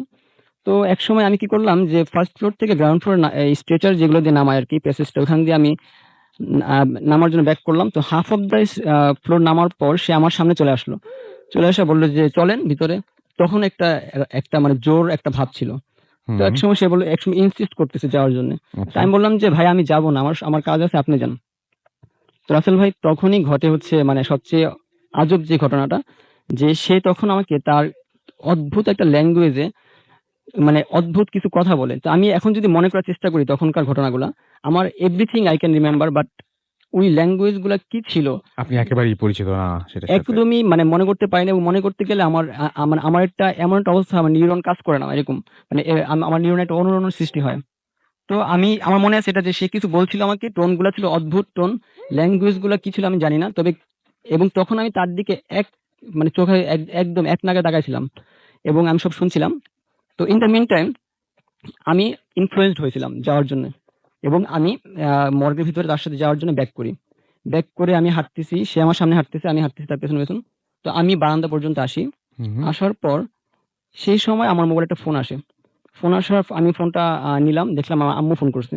তো তখন আই থিংক আমি তখন নর্মাল কন্ডিশনে ফিরে আসছিলাম, কারণ তখন আমার মনে হলো যে আমি কোথায় যাচ্ছি, আমি তো তার মানে সাথে ততক্ষণ আপনার বোধ শক্তি ফিরে আসছে। জি তখন ফিরে আসছে। ওই ল্যাঙ্গুয়েজের হয়তোবা যদি কোনো ইনফ্লুয়েন্স থাকে ওটা চলে গেছে তখন। তো আচ্ছা। আমার মনে হলো যে আমি কোথায় যাচ্ছি, আমার তো ভিতরে যাওয়ার কথা না এই লোকের সাথে, বা আমি কেন যাচ্ছি। তো তখন আমি ভাবলাম যে কয়টা বাজে এখন দেখি, তখন আমি আম্মুর মোবাইলটা ফোনটা কেটে দিলাম, দেখলাম যে 3টা 2 বাজে, এক্স্যাক্টলি আমার মনে আছে টাইমটা 3টা 2। এন্ড রাসেল ভাই তখন আমি আকাশ থেকে পড়ি, কারণ 11:30 12টা বাজে আমি এখানে ছিলাম, 4-5 ঘন্টা কেটে গেল, আর আমি আপনাকে যা বলছি জাস্ট এগুলাই ঘটছে, এর বেশি কিছু ঘটে নাই। আর তার ল্যাঙ্গুয়েজের ডিউরেশন ছিল হয়তো বা 4-5 মিনিট, আমার কাছে মনে হয়েছে আর কি। হুম, হুম। তো আমি তখন হয়তোবা একটু একটু বুঝতে পারছি যে সে দেখতে নর্মাল হলো, বাট সামথিং ইজ রং, হুম। সে কিছু একটা মানে উল্টাপাল্টা কিছু আছে হয়তোবা। তো আমি কি করলাম, সেজন্য আমি তাকে কিছু বললাম না, আমি এক দৌড় দিলাম, দৌড় দিয়ে আমি দৌড় দিয়ে সরি আমি হাফ অফ দ্য স্টেয়ার চলে আসার পর সে আমার আমি তখন তাকালাম পেছনে, দেখলাম যে সে আমার দিকে ঘুরে মানে অদ্ভুত একটা বিরক্তিকর একটা চেহারা নিয়ে তাকায় আছে, রাগী চেহারা, কিন্তু সে আমার পেছনে আসে নাই, দৌড়ায় নাই। তো আমি তারপর দৌড় দিলাম, দৌড় দিয়ে আমার যেখানে আমার পেশেন্ট ভর্তি সেখানে যেতে হলে আমাকে ইমার্জেন্সি ওয়ার্ড পার হয়ে একটা স্পেস পার হয়ে অন্য বিল্ডিং এ যেতে হয়। তো আমাকে গেটের মধ্যে 2জন আনসার ওনারা আমাকে আটকালো। একজন বললো যে কি হচ্ছে, দৌড়াচ্ছেন কেন? তখন আরেকজন ওই আনসারকে বলল যে আমি তো এই ছেলেকে দেখলাম যে সে উপরে ঘুমাচ্ছে, সিঁড়ির মধ্যে দাঁড়িয়ে দাঁড়িয়ে ঘুমাচ্ছে, তো আমাকে নাকি সে কয়েকবার ডাক দিছে, আমি নাকি কোনো রেসপন্স করি নাই। এবং আমি তখন অবাক হলাম, আমি বললাম যে আমার সাথে আরেকজন ছিল, আমাকে কিছু বলছিল, আমি শুনছিলাম। তো তারা বলে যে না এরকম কিছু না। তো ওই আনসারটা বললো হয়তো বা আমি ভাবছি আপনি উল্টাপাল্টা কিছু করছেন মানে সেই জন্য ইনটক্সিকেটেড অবস্থায় আছে জি এরকম কিছু। ইনটক্সিকেটেড অবস্থা ছিলাম। তো আর যেহেতু পাবলিক মেডিকেল ওনাদেরও এত বেশি মানে নাই যে তেমন যেরকম যেহেতু এটা ধারণা করেছেন সেজন্য হয়তো। জি। আচ্ছা, তারপরে কি আচ্ছা, হলো? তারপর আমি ওনাদেরকে সিম্পলি একটু বললাম, তো বলার পর একজন আনসার আমার সাথে গেল। তো আমি আমার কেবিনে গেলাম, চাচির অবস্থা তখন কি হতে পারে I think you can understand, hmm. যে আমি এতক্ষণ যাবত নিখোঁজ, যার জন্য আম্মুর কাছে পর্যন্ত ফোন চলে গেছে। তো চাচি আমাকে বললো যে আমি তোকে কয়েক ঘন্টা যাবত ফোন দিচ্ছি। আমি ফোনটা নিলাম, দেখলাম 40 থেকে 42টা মনে হয় ফোন আসছে। তো আমি ফোনগুলো ধরতে পাই, আমি শুনতেই পাই না যে ফোন আসছে। তো আমি ওইদিন সব বললাম, বলার পর পরদিন আমি ওই আনসারদের সাথে কথা বলার জন্য গেলাম। তো আনসারদের মাধ্যমে অনেকেই মোটামুটি ঘটনাটা শুনছে। তো আমি আনসারদের মাধ্যমে শুনতে পারলাম, ওনারা সব শুনলো। তো লোকটার যে বর্ণনা দিলাম, ওনারা আমাকে যেটা জানালো যে এর পিনাক চাকমা নামে একটা লোক সেখানে সুইপার ছিল, কাজ করতো। আচ্ছা। উনি ছিল প্রতিবন্ধী মেইনলি। তো উনি 5-6 বছর আগে এই মর্গের ভিতরে রক্ত বমি করে মারা গেছে। কোনো কারণ ছাড়াই? মানে কোনো কারণ ছাড়া কি, সে মানে উনাকে পাইছি এখানে রক্ত বমি করা অবস্থায়, উনার ডেড বডি ছিল। তো আর আমি এক্স্যাক্টলি শিওর না যে আমি যাকে দেখছি সে কে এটা কিনা, কিন্তু তার সাথে অনেকটাই মিল, চাকমা চাকমা চেহারা, আর আমি যা বলছি তাই, এগুলাই ছিল এরকম। তো আমার এখন কোশ্চেনগুলো হচ্ছে যে আমার যেগুলো মিস্ট্রেস মনে হয় যে হুম। এতগুলা ঘন্টা কিভাবে পার হলো, আর লোকটা আমার সাথে কোনোদিন কখনো টাচ করে না, সে একটা গ্যাপ মেনটেন করে চলছে। হুম। আর হচ্ছে যে তার মানে ল্যাঙ্গুয়েজ গুলা কি ছিল, এটাও আমার একটা কোশ্চেন। তো তারপর আমি আর সেই মর্গে কোনোদিন রাতের বেলা যাইনি, সকালবেলা গেছি, মানে ওই বিল্ডিং এ আমি অনেক কাজ ছিল। তো রাতের বেলা আমি গেলে কাউকে নিয়ে গেছি। আচ্ছা। তো রাসেল ভাই এই মর্গ নিয়ে এটা ছিল আমার মানে এটা হয়তো সিম্পল, কিন্তু আমি যখন ফেস করছি ঠিক ওই মুহূর্তে যে বারান্দার মধ্যে আমার আম্মু ফোন করছে এবং আমি বুঝতেছি এতগুলো ঘন্টা পার হয়ে গেছে এবং আমি তার সাথে দাঁড়ায় আছি and I am on the way for the morgue. So তখন আমার ছিল যে মানে আমার সবচেয়ে বেশি ভয় লাগছে তখন, এবং আমার কাছে হ্যাঁ, মনে হচ্ছে আমার যে কাছে আমার সবচেয়ে জীবনে বেশি ইন্টারেস্টিং মনে হচ্ছে আসলে সেই পার্টটা, যখন আপনি একটা লোক আপনাকে ইনসিস্ট করছিল অনেকটা জি মর্গের ভেতরে যাওয়ার জন্য এবং আপনি রাজি হচ্ছিলেন না। একটা পর্যায়ে যখন সেই বিষয়টা নিয়ে আবার পরবর্তীতে আলোচনা হলো, জানা গেল আপনি প্রথমেই বর্ণনা দিয়েছিলেন যে দেখতে উনি অনেকটা আদিবাসীদের মতন, জি কোনো একটা আমাদের মানে কোনো একটা গোত্রের মতন তিনি। এবং পরবর্তীতে যখন হসপিটালে আপনি যখন শুনলেন এবং সেই নামের সাথে আপনার চেহারার মিল, অর্থাৎ বর্ণনার মিল, দুটো জিনিস খুব কাছাকাছি। জি। So এটাই ইন্টারেস্টিং অনেক যে ওই ভদ্রলোক যদি আপনাকে সত্যি ভেতরে নিয়ে যেত ওই মর্গের ভেতরে, জি। তাহলে আপনার আসলে ওনার মতোই রক্তবমি হতো কিনা, আপনিও আসলে ওখান থেকে বেঁচে ফিরতেন কিনা, সেটা কে বলতে পারে। এটাই সবচাইতে বেশি অন্যরকম লেগেছে আমার কাছে। Anyways, thank you very much. আমরা চলে যাব আমাদের পরবর্তী ঘটনায়। তার আগে আমরা কিছু এসএমএস পড়ে ফেলতে চাই। আমাদেরকে সুব্রত সরকার ময়মনসিংহ থেকে এসএমএস করেছেন। তিনি ভূত এফএম অনেক পছন্দ করেন, তাই লিখেছেন। আমাদেরকে নসিব ফার্মগেট থেকে এসএমএস করেছেন। আমাদেরকে তাসনুবা মাহবুব এসএমএস করেছেন, তিনি ভূত এফএম শুনছেন, অনেক ভালো লাগছে। আমাদেরকে এছাড়াও শুভ এসএমএস করেছেন এবং তিনি বলেছেন যে ভূত এফএম জমে উঠেছে। আমাদেরকে নাইম হাসান উত্তরা থেকে এসএমএস করেছেন এবং মগের কাহিনীটা অসম হয়েছে তাই জানিয়েছেন তিনি। আমাদেরকে বুশরা এসএমএস করেছেন ঢাকা থেকে, অসম স্টোরি। আমাদেরকে রিদ এসএমএস করেছেন, আজকের এপিসোডটা একদম এপিক হবে। Thank you very much. আমাদেরকে এছাড়াও প্রিয়াঙ্কা এসএমএস করেছেন কেরানীগঞ্জ থেকে, লাবিবা বেইলি রোড থেকে আমাদের এসএমএস করেছেন। আমাদেরকে মামুন আমাদের এসএমএস করেছেন এবং আজকে তার বার্থডে, জন্মদিনের অনেক শুভেচ্ছা থাকলো আপনার জন্য বাঁধন। আমাকে লিখেছেন তারা 5 জন ছাদের উপরে ভূত এফএম শুনছেন এই ঠান্ডায়। গোলাম রাব্বি আমাদের মিডফোর্ড থেকে এসএমএস করেছেন এবং আমাদেরকে এসএমএস করেছেন, দেখতে পাচ্ছি। আচ্ছা, তিনি বলেছেন যে আপনি ক্রিকেট কেমন খেলেন? খুবই অপ্রাসঙ্গিক হয়ে গেল না কথাটা এখানে? আমাদের খুলনা থেকে আনোয়ার এবং আফরিন এসএমএস করেছেন। আমাদেরকে দেখতে পাচ্ছি এছাড়াও অপু এবং রাখি এসএমএস করেছেন এবং তিনি বলছেন কি নতুন বই বের হয়েছে না, বাংলা একাডেমির প্রাঙ্গণে চলছে হে ফেস্টিভ্যাল, সেখানে আপনি 13 নম্বর অশুভ সংকেত এবং ভয়ের কবচ এই দুটো বই পাবেন, সঙ্গে দুটো সিডি অর্থাৎ অডিও, মানে রেকর্ডেড কতগুলো, একটা এপিসোড, দুটো এপিসোড, ইনফ্যাক্ট না দুটো এপিসোড, সেই দুটো এপিসোড আপনি ফ্রি পেয়ে যাবেন। সো সেটা আপনি বাংলা একাডেমি থেকে সেই বইগুলো কালেক্ট করতে পারবেন। প্লাস কালকে আমার যাওয়ার ইচ্ছা আছে। আলিফ আমাদের এসএমএস করেছেন উত্তরা থেকে, ফার্স্ট স্টোরিটা ভালো লাগলো। আমাদেরকে এছাড়াও দেখতে পাচ্ছি আরো অনেকেই এসএমএস করেছেন। আপনি যদি এসএমএস করতে চান মোবাইলের মেসেজ অপশনে গিয়ে টাইপ করুন ফুর্তি FORTI ফুর্তি, স্পেস দিয়ে লিখুন আপনার নাম, স্পেস দিয়ে আপনার মেসেজ পাঠিয়ে দিন 9840 নাম্বারে। আমরা যদি ইমেইল করতে চান তাহলে আমাদের ইমেইল অ্যাড্রেস হচ্ছে bhutfm@radio40.fm, which is bhwtfm@radioforti.fm। আপনার নাম, ঠিকানা এবং ফোন নাম্বার সহ আপনার জীবনে ঘটে যাওয়া সেরা ঘটনাটি পাঠিয়ে দিন। আপনার পুরোপুরি অ্যাড্রেস লিখুন। শুরুতে অবশ্যই লিখুন আপনি ভূত এফএম এসে আপনার ঘটনা শেয়ার করতে চান নাকি আপনি চান আপনার ঘটনা আমরা পড়ে শোনাই। যারা বিশেষ করে আমাদের এখানে আসতে চান তারা অবশ্যই ফোন নাম্বার উল্লেখ করতে ভুলবেন না।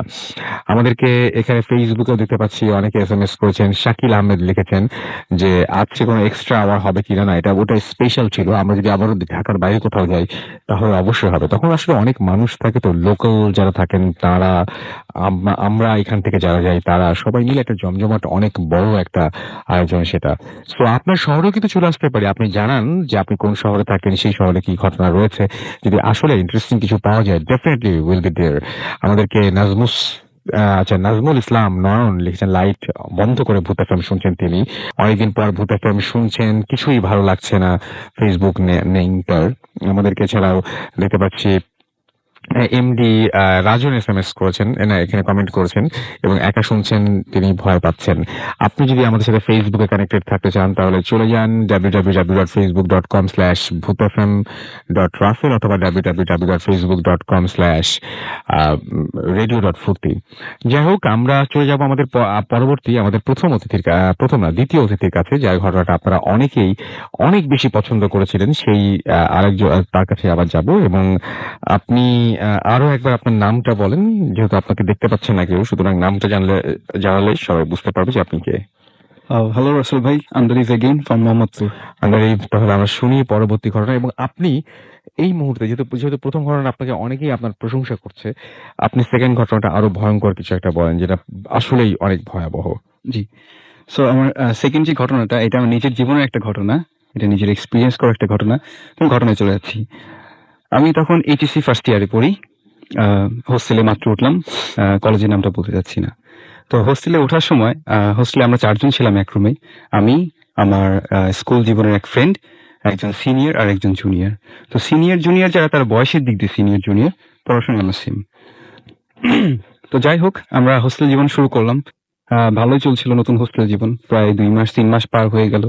তো হঠাৎ একদিন রাতে আমার যে জুনিয়র ছেলেটা আছে, সে আমাকে এসে বলছে যে ভাই, তোমার সাদা পাঞ্জাবিটা কি দেওয়া যাবে? আমি বললাম যে হ্যাঁ অবশ্যই দেওয়া যাবে, এত রাতে সাদা পাঞ্জাবি দিয়ে কি করবা, নামাজ পড়বা? ও বললো যে না ঘুমোতে যাব। আমি বললাম ঘুমোতে যাবা সাদা পাঞ্জাবি পরে কেন? ও বলে যে না দাও, আমার দরকার আছে। আমি আর কোনো কথা বাড়ালাম না, আমি জাস্ট ওকে আমার সাদা পাঞ্জাবিটা দিয়ে দিলাম। দেখলাম যে ঘুমিয়ে পড়লো। তো এইভাবে প্রায় 2-3 দিন যাওয়ার পরে আমার যে ফ্রেন্ড আছে ও আমাকে বলছে যে একটা জিনিস খেয়াল করেছিস যে ও রাতে সবসময় ঘুমানোর সময় সাদা জিনিস পরে ঘুমায়। তো আমি বললাম যে হ্যাঁ তাই তো, ওইভাবে খেয়াল না করলেও জিনিসটা আমার চোখে লেগেছে।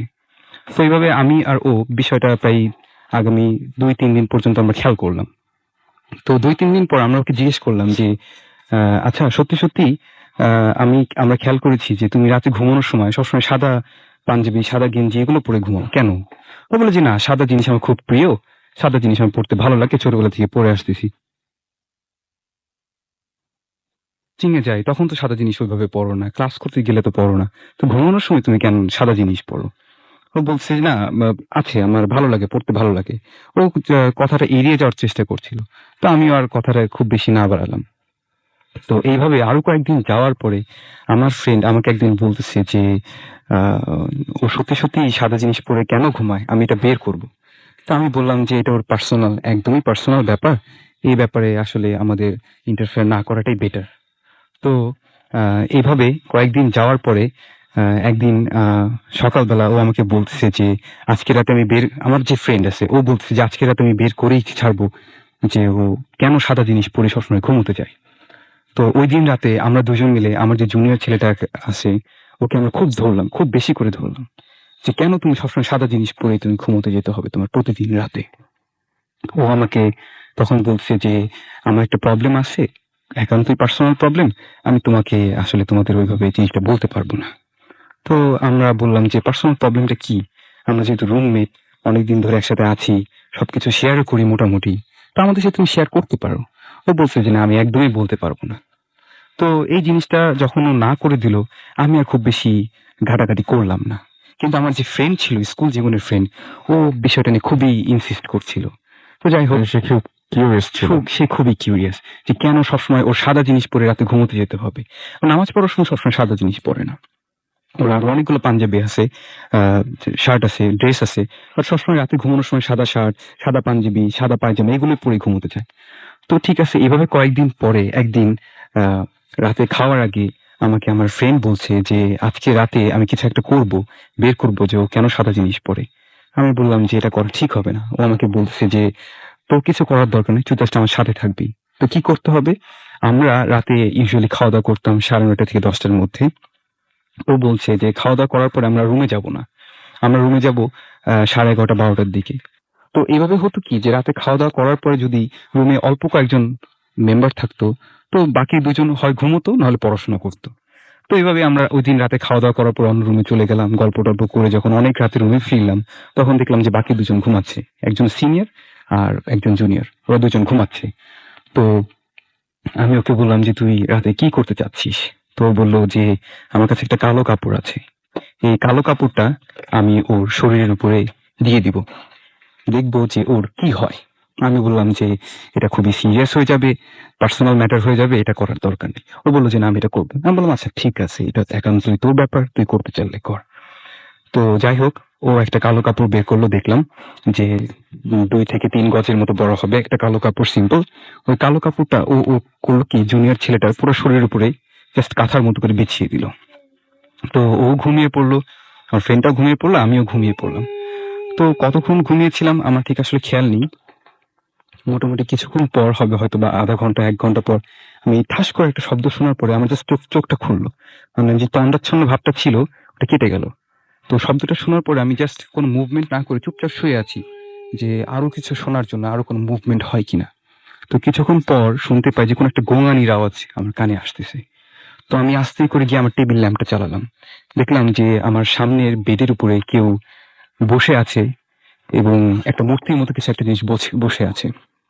টেবিল ল্যাম্পে টেবিল ল্যাম্পের আলোতে আমি রুমের মধ্যে দেখতে Okay. পেলাম। তো আমি আস্তে করে গিয়ে তখন আমি আমার রুমের লাইটটা জ্বালাতেই আমি দেখলাম যে আমার ফ্রেন্ডটা যে ছিল ও খাটের উপরে বসে আছে মুখে হাত দিয়ে। আমি বললাম যে কি হয়েছে এত রাত্রেবেলা, শব্দ কিসের, তুই কেন এভাবে বসে আছিস? ও কোনো কথা বলে না। তো আমি ওর কাছে যেতেই দেখলাম যে ওর গাল মানে ওর মুখের একটা পাশ এমন বিশ্রী ভাবে ফুলে গেছে, মনে হচ্ছে কিছু একটা জিনিস কামড় দিয়েছে, এবং ও মুখের একটা পাশ ধরে বসে আছে। আমি বললাম কি হয়েছে, আমাকে বল কি হয়েছে। ও কোনো কথাই বলতে পারছিল না। তো আমি জিনিসটা খুবই সিরিয়াস দেখে মনে করে ওকে একটু ধাক্কা দেওয়ার চেষ্টা করলাম। ও নড়াচড়া করছে না, কোনো কিছু কথাও বলছে না। তখন আমি তাড়াতাড়ি গিয়ে আমার যে সিনিয়র ছিল তাকে আমি ডেকে তুললাম যে ভাই আপনি একটু ওঠেন, দেখেন কি ব্যাপার হয়ে গেল, এত রাত্রেবেলা একটা শব্দ পেলাম, ও এরকম কথা বলছে না। তো আমার সিনিয়র যে আছে সে উঠে ওকে জিজ্ঞেস করলো কি হয়েছে। তখন ও একটু স্বাভাবিক হয়ে আমাকে বললো যে কিছু একটা জিনিস আমাকে খুব জোর একটা থাপ্পড় মেরেছে আমার মুখের একটা পাশে। আমি বললাম কি কি সেটা জিনিস তোকে থাপ্পড় মেরেছে। ও বললো যে আমি জানি না, বাট আমার মুখের একটা পাশ মানে মনে হচ্ছে যে আমার নেই। তো যাই হোক বিষয়টা আরো সিরিয়াস মনে করে যে জুনিয়র ছেলেটা ছিল ওকে আমি ডাক দিলাম। তো জুনিয়র ছেলের একটা ব্যাপার ছিল যে ও যখন ঘুমোতো ওর কানের কাছে কেউ যদি প্রচন্ড সাউন্ডও করতো ওর ঘুম ভাঙতো না, কিন্তু ওর শরীরে একটা টাচ করলে ও ঘুম ভেঙে যেত, এমন ছিল ওর ঘুমটা। তো যাই হোক আমি ওর পায়ে একটু জাস্ট টাচ করতেই ওর ঘুমটা ভেঙে গেল। ঘুমটা ভাঙার পরে ও যখন দেখলো যে ওর গায়ে কালো একটা কাপড় বেছানো, মানে মানুষের শরীরে সাপ থাকলে মানুষ যেরকম লাফ দিয়ে ওঠে, তো ওর শরীরে কালো কাপড়টা দেখে ওরকম লাফ দিয়ে উঠলো এবং প্রচন্ড রেগে গিয়ে বললো যে আমার শরীরে এরকম কালো কাপড়টা দিয়েছে কে। প্রচন্ড রেগে গিয়ে বললো। তো আমরা কোনো কথা না বলে বললাম যে তুমি শান্ত হও, আগে এদিকের ব্যাপারটা তুমি ম্যানেজ করো। তখন ও বললো যে কি হয়েছে। তখন আমি ওকে বললাম যে এরকম যে আমার যে ফ্রেন্ডটা ছিল ও তোমার গায়ে এরকম কালো কাপড় দিয়েছে, আমরা তারপর ঘুমানোর পরে কিছুক্ষণ পরে ওকে কে যেন থাপ্পড় মেরেছে, চর মেরেছে, এবং ও এরকম ভাবে বসে আছে, কোনো কথা বলতে পারছে না, নড়াচড়া করতে পারছে না। তখন ও আমাকে বললো যে কিচ্ছু করার দরকার নেই, তাড়াতাড়ি এক গ্লাস পানি নিয়ে আসো। আমি তখন তাড়াতাড়ি এক গ্লাস পানি আনলাম। পানি আনার পরে ও তখন পানিতে কিছু একটা পরিয়ে ফু দিয়ে, এবং আমার ওই জুনিয়র ছেলেটা বেশ ধার্মিক ছিল, বেশ নামাজ টামাজ পড়তো। ও পানিতে ফু দিয়ে ঠিক করে তখন বললো যে এই পানির অর্ধেকটা ওর শরীরে ছিটিয়ে দাও আর অর্ধেকটা ওকে খেতে বলো। তখন আমার যে ফ্রেন্ড ছিল ওকে আমি অর্ধেকটা পানি খাইয়ে দিলাম এবং অর্ধেকটা ওকে ছিটিয়ে দেওয়ার পরে আস্তে আস্তে দেখলাম ও একটু মুভ করা শুরু করলো, একটু ইজি হলো। তো তখন আমার যে জুনিয়র ছেলেটা আছে তখন বলছে যে আমি তোমাদের আগে আগে সাবধান করেছিলাম যে এটা নিয়ে বেশি বাড়াবাড়ি করো না, কিন্তু তোমরা আসলে আমার কথা শুনোনি। তখন ও আমাদের সবকিছু খুলে বললো যে যখন ও ছোট ছিল, মাত্র কয়েকদিনের 2 দিন কি 3 দিন হবে ছোটবেলায়, তখন ওকে কোন একটা জিনিস, মানে যখন ছোট ছিল 2 দিন 3 দিন বয়স, তখন ও ওর মার কোলে ছিল এবং এমন একটা ঘটনা ঘটেছিল যে ওর পা ধরে কোন একটা জিনিস মানে মাটিতে টানতে টানতে ওকে নিয়ে যাচ্ছিল। তখন ওর মা নাকি ওকে টেনে ধরে রাখতে পারছিল না। তখন নাকি ওর মা যখন ওকে দোয়া পড়ে ফু দেয় তখন নাকি শুধুমাত্র ওকে টেনে নিয়ে আসতে পারছিল। তো এরপর ওদের এলাকার অনেক বড় একজন হুজুরের কাছে যাওয়ার পরে ওই হুজুর ওকে বলে যে ইউজুয়ালি মানুষ যখন বড় থাকে তখন যদি কোনো একটা জিনিস তার উপরে ভর করে অথবা নজর দেয়, তখন তখন জিনিসটা যতটা না ভয়ঙ্কর, কোন একটা শিশুর উপরে, কয়েকদিনের কোনো একটা বাচ্চার উপরে যদি কোনো একটা জিনিস নজর দেয় এটা অনেক বেশি এফেক্ট করে এবং এটা সারা জীবন লাস্টিং করে। তখন ওই হুজুর বলেছে যে তোমার উপরে যেহেতু তুমি ছোট ছিলা, তোমার উপরে কিছু একটা জিনিস নজর দিয়েছে এবং এটা সারা জীবন থাকবে।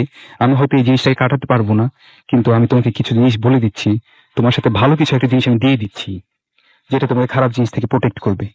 এবং তুমি কখনোই সারা জীবনে কখনোই তুমি 3/4 প্যান্ট, হাতা কাটা গেঞ্জি এসব জিনিস কখনো পরবা না, এবং রাতে ঘুমানোর সময় সবসময় অজু করে সাদা জিনিস পরে ঘুমোবা। এভাবে ওই হুজুরটা তাকে বেশ কিছু জিনিস বলে দিয়েছে যে এইসব জিনিস তুমি মেনটেন করবা। ওকে, থ্যাংক ইউ ভেরি মাচ আপনার স্টোরির জন্য। এবং আমি জানি যে আজকে যারা এই মুহূর্তে ভূত এফএম শুনছেন তারা অনেকেই বলবেন আজকের এপিসোডটা একটা এপিক এপিসোড, আজকের এপিসোডটা one of the best episode. আবার অনেকে এটাও বলবেন যে ভূত এফএম আগে ভালো হতো, এখন আর আগের মতো হয় না। তো যারা বলছেন ভালো তাদের তাদের কাছ থেকে আমরা অনেক ইন্সপায়ার্ড হই, আমরা অনেক প্রশংসা শুনলে সবাই ইন্সপায়ার্ড হয়। আর যারা বলছেন যে ভূত এফএম আগের মতো হয় না, তাদের কাছ থেকেও আরেক ধরনের প্রেরণা পাই যে ভূত এফএম আমাদের আরো ভালো করতে হবে। আমরা ক্রমাগত শিখছি এবং ক্রমাগত আমরা শিখতে শিখতে এগিয়ে যাচ্ছি। আমরা আরো বেশি মানে যত দিন যাচ্ছে তত বেশি আমরা বুঝতে শিখছি আপনাদেরকে, আপনাদের পছন্দ আপনারা জানাচ্ছেন, আমরা অভিজ্ঞ হচ্ছি। এবং সেই সাথে আমার মনে হয় যে তাহলে তো আসলে দিনে দিনে ভালোই হওয়া উচিত। আপনারা দোয়া করবেন আমাদের জন্য।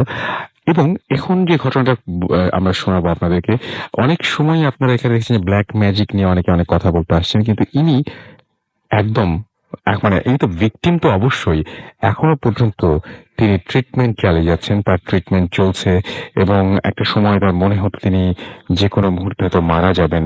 তিনি মসজিদে মসজিদে দিনের পর দিন কাটিয়ে দিতেন। সেরকম একটা মানুষ এই মুহূর্তে আমাদের সাথে এসে জয়েন করছেন এবং কিছুক্ষণের মধ্যে আমার সাথে জয়েন করবেন। কিন্তু তার একটা ছোট বিজ্ঞাপন বিরতি নিতে হবে এবং বিজ্ঞাপন বিরতির পরে আবারও ফিরে আসছি। কোথাও যাবেন না, আমাদের সঙ্গে থাকুন। স্টে টিউনড রেডিও ফুর্তি অ্যান্ড ডোন্ট স্টপ দ্য ফুর্তি।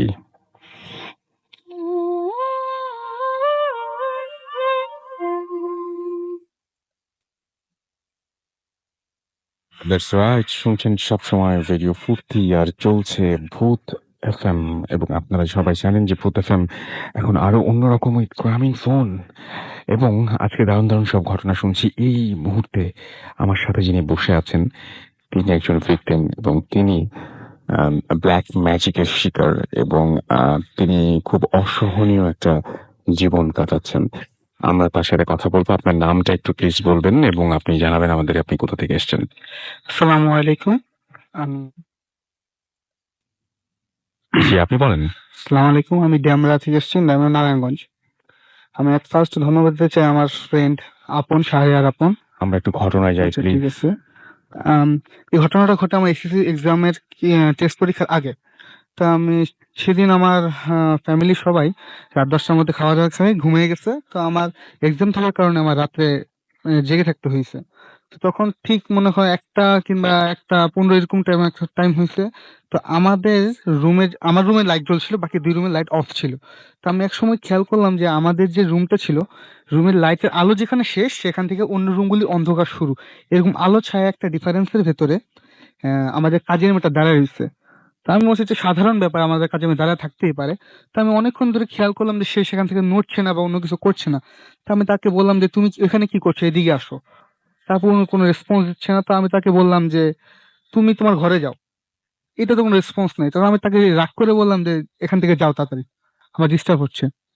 এই কথাটা শোনার পর আমি দেখলাম যে ঘরের লাইট গুলি নিভে গেল, কিন্তু আমি চাঁদের আলোতে এতটুকু খেয়াল করতে পারলাম যে এট লাস্ট যে আমাদের কাজের মেয়ে মাটি থেকে 2 থেকে 3 ইঞ্চি উপর উঠে গেছে এবং সে ভেসে ভেসে আমার কাছে আসছে। এই যা দেখে তো আমার শেষ চলে যাওয়ার মতো অবস্থা। শুধু এটা হলেই তো ভালো হতো, এটা করেনি উনি। আমার ওই যা হোক, কাজের মেয়ে রূপী যেই হোক, আমাকে একটা স্ল্যাপ মারছে, থাপ্পড় মারছে। থাপ্পড় মারার পর আমি সেন্স হারায় ফেলাইছি। পরের দিন সকালবেলা আমি জানতে পার আমি দেখলাম আমি বিছানায় শোয়া এবং আমার ফ্যামিলির লোকেরা আমার চারদিকে বসে আছে। তো আমি আমার আম্মুকে বললাম, আম্মু কালকে তো আমাকে এই কাজের মেয়ে এমন একটা থাপ্পড় মারছে। আম্মু বলে, এটা ইম্পসিবল। কেন? কারণ ও তো 2 দিন ধরে বাসায় আসে না, ও তো ছুটি নিয়ে গ্রামে বাড়িতে গেছে। আমার এখন কোশ্চেন হলো ওইটা কি ছিল। তো এই ম্যাটারটা শেষ, কিন্তু আমার অরিজিনাল সমস্যা শুরু হয় তারপর থেকে। আমি আস্তে আস্তে ফিল করতে থাকি যে আমি আস্তে আস্তে মারা যাবো এরকম একটা ফিল হঠাৎ করে আপনার মনে হ্যাঁ, হয় একদম। হ্যাঁ, হঠাৎ করে কোনো রেসপন্স ছাড়া। একটা জিনিস আছে না যে মানুষ একটা জিনিস ভূতের ছবি দেখে, হরর ছবি দেখে, বা চোখের সামনে একটা অ্যাক্সিডেন্ট দেখে, কারো মৃত্যু দেখে, তো একটা কথা মনে পড়ে। কোনো কিছু না, জাস্ট আমি একটা বই পড়তেছিলাম, এর মধ্যে আমার মনে আসলো যে আমি মারা যাবো। এমন অসহনীয় একটা যন্ত্রণা বলার বাহিরে। আমি হুজুরের কাছে গেলাম, হুজুররা বলছে আল্লাহ আপনার উপর রহমত দান করছে। হ্যাঁ, আল্লাহ অবশ্যই এটা রহমত দান করে, কিন্তু হঠাৎ করে একটা মানুষের ভেতরে এটা আসা ইম্পসিবল। তো এখন আমি একদিন খেয়াল করলাম যে আমার বুকের মাঝখানে যে একটা হাড় থাকে, সে হাড়টা আস্তে আস্তে ভেতর দিকে চলে যাচ্ছে এবং বুকটা কেমন জানি বন্ধ হয়ে আসছে। তখন আমি আমার আম্মুকে না জেনে এক হুজুরের কাছে গেলাম। হুজুর আমাকে আপনি বললো, কি ডাক্তারের কাছেও গিয়েছিলেন? হ্যাঁ আমি ডাক্তারের কাছে গেছি। ডাক্তার কি বলেছেন? ডাক্তার বলছে যে কিছু না, জাস্ট একটা শরীরের পরিবর্তন। কিন্তু আমি ফিল করতেছি এটা সাধারণ একটা পরিবর্তন না। হুজুরের কাছে গেছিলাম, তো হুজুর আমাকে বলল যে এটা তোমাকে কি একদম ব্ল্যাক ম্যাজিক করছে। আমি কথাটা বিশ্বাস করি না, তো তুমি আমার কথা বিশ্বাস করলো না, তো সামনে দেখবো আরো কি হয়। তারপর আমি আস্তে আস্তে দেখলাম যে আমি অদ্ভুত অদ্ভুত স্বপ্ন দেখা শুরু করি। আমার কাছে অত্যন্ত খারাপ ফিলিং লাগে, ফিলিং এত খারাপ হয় যে আমার ঘরের ভেতর মানে শুধু কান্নাকাটি করার ইচ্ছা হয়। তা আমি যখন মসজিদে মসজিদে ঘুরে বেড়াতে থাকি। আমার মনে হয় না আমার এলাকার আশেপাশে এমন কোনো মসজিদে ইমাম সাহেব নেই যে আমাকে কান্নার অবস্থায় দেখে নাই। আমাদের সবাই কান্না অবস্থায় দেখছে। তো একদিন আমাদের মুয়াজ্জিম সাহেব আমাকে ধরছে, সকালবেলা ফজর নামাজে আগে আসছে, আমি ফজর নামাজে সবার আগে যা বসতাম, এমনকি মুরব্বীদের আগে যা বসতাম, এভাবে ঘর থেকে পালানোর চিন্তায় থাকতাম। তো আমাদের মুরব্বী মুয়াজ্জিম সাহেব বলতেছে যে তোমার সমস্যাটা কি, আসো করে আমি খুলে বলতো। আমি বলি, হুজুর আমার অরিজিনাল প্রবলেম, আমার খালি মনে হয় মারা যাব। কই দেখো বাবা, দুনিয়াতে পীর আউলিয়া ছাড়া কেউ বলতে পারে না যে সে কবে মারা যাবে, কিন্তু তোমার যেহেতু ফিলিংসটা আসতেছে, নিশ্চয়ই তোমার কোনো ক্ষতি হইতেছে, তোমার এক্সাম সামনে, তোমার কি একদম ক্ষতি করার চিন্তা করতেছে। তো আমি ওই হুজুরের শরণাপন্ন হলাম, প্রথম যে আমাকে বললো, উনি বললো আচ্ছা ঠিক আছে দেখো আমি তোমার কি করি। তখন উনি আমার দুই হাত এক এক করলেন। আমাদের দুই হাতে তাহলে যদি এক সমান করি, তাহলে সাধারণত আমাদের দুই কনিষ্ঠ আঙ্গুলের মাথা দিয়ে মিলাই যে একটা চাঁদ হবে। যে লোক পজেস্ট করা আছে সেই লোকের হাতে দুই আঙ্গুল কখনো একসাথে মিলবে না এবং চাঁদ হবে না। এটা একটা সাধারণ নিয়ম। যদি পজেস্ট মানুষ ট্রাই করে দেখতে পারেন যে যদি এরকম মিলান তাহলে চাঁদ হবে না এবং দুই আঙ্গুল মিলবে না। তা আমি এটা দেখলাম, হ্যাঁ এটা সত্যি কথা, এটা সবার মিলে কিন্তু আমার মিলতেছে না। তারপর উনি একটা জিনিস করলেন, একটা গামছার এক কোণা ধরলেন আমার একটা নাভিতে এবং বুকের দুই পাশ মাপ দিলেন। আমার বাম পাশে বুক, ডান পাশে বুকের অপেক্ষা 2 ইঞ্চি ছোট। বলছি তোমার এই বুকটা আস্তে আস্তে বন্ধ হয়ে যেত, তখন দুনিয়ার কেউ আর তোমাকে বাঁচাতে পারতো না। তারপর উনি আমাকে একটা তেল দিলেন এবং পানি দিলেন যে সন্ধ্যার সময় যে বাড়ির চারদিকে এই পানিটা দিবে এবং তেলটা বুকে মালিশ করে দিবা। আমি একটা জিনিস খেয়াল করলাম, যখন আমি তেলটা দিতাম প্রচুর শরীরে পেন করতো, প্রচুর পেন করতো। মানে পেনের আমি ঘরে চিল্লাপালা শুরু করতাম। তারপর হুজুর বলে আস্তে আস্তে ঠিক হয়ে যাবে।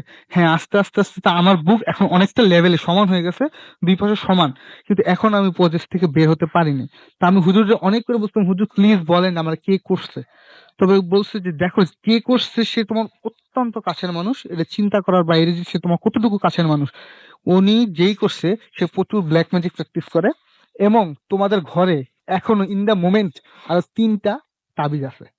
আমি কথা বিশ্বাস করিনি, বিশ্বাস করতাম, বিশ্বাস করছি কিভাবে, একদিন আমাদের নতুন বালিশ তৈরি করে না, সেই বালিশটা ফেটে গেছে, এটা তো ইম্পসিবল, এটা ঠিক আছে হতে পারে বাই চান্স। তো আমরা একদিন বালিশ তৈরি মানে আবার নতুন বালিশ ঢুকাইছি, ঢুকানোর সময় আমার আম্মু দেখে তাবিজ। তো মুজির ইমাম সাহেব যখন এটা দিছে, মুজির ইমাম সাহেব বলে আপু আমাকে মাফ করে দেন, আমি যদি এটা পরে আমার ইমান এখনই চলে যাবে। তখন এই কথা বলার পর আমি বুঝতে পারছি যে কি হয়। এখন এগুলি আমি প্রতিহত করতে করতে, এগুলি সম্পর্কে জানতে জানতে আমার মনে হয় যে আমি অনেক কিছু এই বিষয়গুলোতে জেনে গেছি। তবে এখন মোটামুটি আমার শরীর ভালো আছে, কিন্তু এখনো আমাদেরকে ক্ষতি করার জন্য মানে আচ্ছা, আপনি তার মানে এখনো সুস্থ হননি, না, সম্পূর্ণরূপে সুস্থ না। সম্পূর্ণরূপে সুস্থ হননি। আপনি তার মানে ব্ল্যাক ম্যাজিক যে হয় হ্যাঁ, আপনি বিশ্বাস করেন? অবশ্যই বিশ্বাস করি, অবশ্যই। মানে ইট ওয়ার্কস। জি। এবং আপনার মানে আপনি তার ফলাফল একদম পুরোপুরি ভোগ করছেন? হ্যাঁ, এখনো ভোগ করছি। আচ্ছা, দুঃস্বপ্নের কথা বলছিলেন, দুঃস্বপ্নগুলো কেমন ধরনের হয় আসলে? দুঃস্বপ্নগুলো আমি সাধারণত দেখি যে যে লোকগুলো আমার ফ্যামিলির ভেতর মারা গেছে তারা আমাকে ডাকতে আসে যে তুমি আমার সাথে চলো, আমার সাথে আসো, তোমাকে এটা দেবো ওটা দেবো, এই ধরনের আসে। অনেক বিভৎস রকমের চেহারার মানুষ আসে, যারা যেমন আগুনে পুড়ে গেছে বা মারা গেছে, শরীর পচে গেছে, এমন ধরনের অনেক খারাপ খারাপ চিন্তা ভাবনা আসছে, যাতে আমি ঘুমাইতে না পারি, যাতে আমার মেন্টাল সেন্সটা আস্তে আস্তে নষ্ট হয়ে যায়। এবং আপনি দিনের পর দিন না ঘুমিয়ে কাটিয়ে দিচ্ছেন? হ্যাঁ, আমি না ঘুমিয়ে গেছি, মসজিদে বসেছিলাম, আমি ঘুমাইনি। আপনি কি লাইট জ্বালিয়ে ঘুমান না লাইট অফ করে ঘুমান? আমি ঘুমাইতেই পারিনি। আমি দিনের বেলা ঘুমাই, রাতের বেলা ঘুমাই, দুঃস্বপ্ন আমার পিছ ছাড়তো না। এমনও দিন গেছে আমি কোরআন হাদিসের বই বুকে নিয়ে ঘুমাইছি শুধু এই যন্ত্রণা থেকে বাঁচার জন্য। এবং আপনি যখন মোটামুটি ধরে নিয়েছেন যে আপনি মারা যাবেন এবং সেই কারণে আপনি মসজিদে হ্যাঁ, থাকতেন? হ্যাঁ, আমি অনেকবার তওবা করছি, আমি কোরআন শরীফে পড়ছি এবং তওবাও করছি যে আল্লাহ আমাকে যদি তুমি নিয়ে যাও ইনকেস, তা আমায় মাফ করে দিও। কিন্তু আল্লাহ যদি রহম থাকে হয়তো আমাকে একটা সুযোগ দিচ্ছে আমার ভুলগুলি সংশোধন করার জন্য, এখন আমি জীবিত আছি। আপনাকে অনেক ধন্যবাদ আপনার ঘটনার জন্য। আমি বলছিলাম যে আসলে মানে আমরা সাধারণত ভিকটিম যারা এবং যারা এখনো এই অবস্থার মধ্যে দিয়ে যাচ্ছেন তাদের কথা আসলে আমরা খুব কমই জানতে পারি, বাট আমরা জেনে নিলাম আমাদের এক ভাইয়ের কাছ থেকে। এবং আমি দেখতে পাচ্ছি অনেকে SMS করছেন। অনামিকা আমাদের SMS করছেন ফরিদপুর থেকে, তার কাছে স্টোরিটা অনেক ভালো লেগেছে। স্টোরি না ভাইয়া, এটা একদম জলজ্যান্ত উদাহরণ, আমার সামনে বসে আছেন উনি। আমাদেরকে রায়হান SMS করেছেন চানাপাড় থেকে, নারায়ণগঞ্জ থেকে। এবং তিনি বলছেন যে ব্ল্যাক ম্যাজিক বাংলাতে কি বলে প্লিজ বলবেন? হ্যাঁ, কালো জাদু বলে, মানে যতদূর আমি জানি। আদনান সাকিব আমাদের SMS করেছেন ঢাকা শ্যামলী থেকে। রাসেল ভাই, বন্ধুরা মিলে ফুত FM শুনছি। আচ্ছা, আপনাদের আরেকটা কথা জানিয়ে দিই, অনেকে আমাদেরকে ফোন নাম্বার দেন, মাঝে মাঝে একটু ডাবল চেক করবেন। যেমন একটা ঘটনা আমার অসম্ভব ভালো লেগেছে, আমি ডাকতেও চাচ্ছিলাম, কিন্তু বাট প্রবলেমটা হচ্ছে যে তার যে মোবাইল নাম্বারটি দেওয়া রয়েছে সেই মোবাইল নাম্বারটি তিনি গুলশান থেকেই আমাদেরকে ইমেলটা করেছিলেন একটা নাম্বার থেকে, এবং সেই নাম্বারটাতে একটা ডিজিট কম আছে। তো আপনারা যখন লিখবেন সেই ডিজিটগুলো একটু আপনারা চেক করে নেবেন, ডাবল চেক করে নেবেন, যাতে কোনো ভালো ঘটনা আমরা আসলে মিস করতে চাই না। আমাদেরকে শরাফ SMS করেছেন নারায়ণগঞ্জ থেকে, এবং তিনি বলছেন, ওহ আজকে সত্যি খুব ভয় পাচ্ছি। শুভ আমাদেরকে লিখেছেন রাজশাহী থেকে, এবং তিনি লিখেছেন যে টুডেজ ভূত FM, আজকের ভূত FM অনেক জোস হচ্ছে এবং স্টোরিগুলো অনেক ভালো ভালো, সেটা তিনি লিখেছেন। দিনা আমাদের নরসিংদী থেকে SMS করেছেন, এবং ব্ল্যাক ম্যাজিক রিয়েলি হয় তাই তিনি আমাকে জানিয়েছেন। বিথি আমাদের SMS করেছেন ঈশ্বরগঞ্জ থেকে, এবং তিনি বলছেন হসপিটালের ঘটনাটা শুনে ভয় লাগছে আমাদেরকে। রায়হান এবং সাইম SMS করেছেন, লাইট অফ করে তারা ভূত FM শুনছেন। আমাদেরকে বাড়ি সুমন ঈশ্বরগঞ্জ থেকে SMS করেছেন। আমাদেরকে এছাড়াও নাজ ধানমন্ডি থেকে SMS করেছেন, লিখেছেন ভূত FM জোস হচ্ছে। মিলাদ আমাদের SMS করেছেন সিলেট থেকে, এবং তিনি বলছেন ভয়ে কাঁপছি নাকি ঠান্ডায় কাঁপছি বুঝতেছি না। আমাদেরকে ফিরোজ ওয়াবদা খুলনা থেকে লিখে SMS করেছেন। আমাদেরকে দেখতে পাচ্ছি পিয়াল SMS করেছেন আমাদেরকে। আতিক প্রিয়াম মোহাম্মদপুর থেকে আমাদের SMS করেছেন। শুভ আমাদের SMS করেছেন আমাদেরকে দেখতে পাচ্ছি। এছাড়াও আরো অনেকেই। আপনি যদি SMS করতে চান তাহলে চলে যান মোবাইলের মেসেজ অপশনে, সেখানে গিয়ে টাইপ করুন ফুর্তি FORTI ফুর্তি, স্পেস দিয়ে লিখুন আপনার নাম, স্পেস দিয়ে আপনার মেসেজ পাঠিয়ে দিন 9840 নাম্বারে। আমাদের ইমেল করতে চাইলে আমাদের ইমেল অ্যাড্রেস হচ্ছে bhutfm@radiofurti.fm, which is BHWTFM@radiofurti.fm। আমাদের ফেসবুক অ্যাড্রেস হচ্ছে www.facebook.com/radio.furti, www.facebook.com/bhutfm.russell। আমরা চলে যাব আমাদের পরবর্তী অতিথির কাছে, এবং তার কাছ থেকে একটা ঘটনা শুনে আসবো। তবে তার আগে একটা ব্রেক নিতে হবে। একটা ব্রেক নিয়ে নিলে ভালো হয়, তাহলে একবারে শেষ করে ফেলতে পারবো আমরা। সো একটা ব্রেক নিচ্ছি, কোথাও যাবেন না, আমাদের সাথে থাকুন। স্টে টিউনড রেডিও ফুর্তি অ্যান্ড ডোন্ট স্টপ দ্য ফুর্তি। FM, the night comes alive with Graminphone.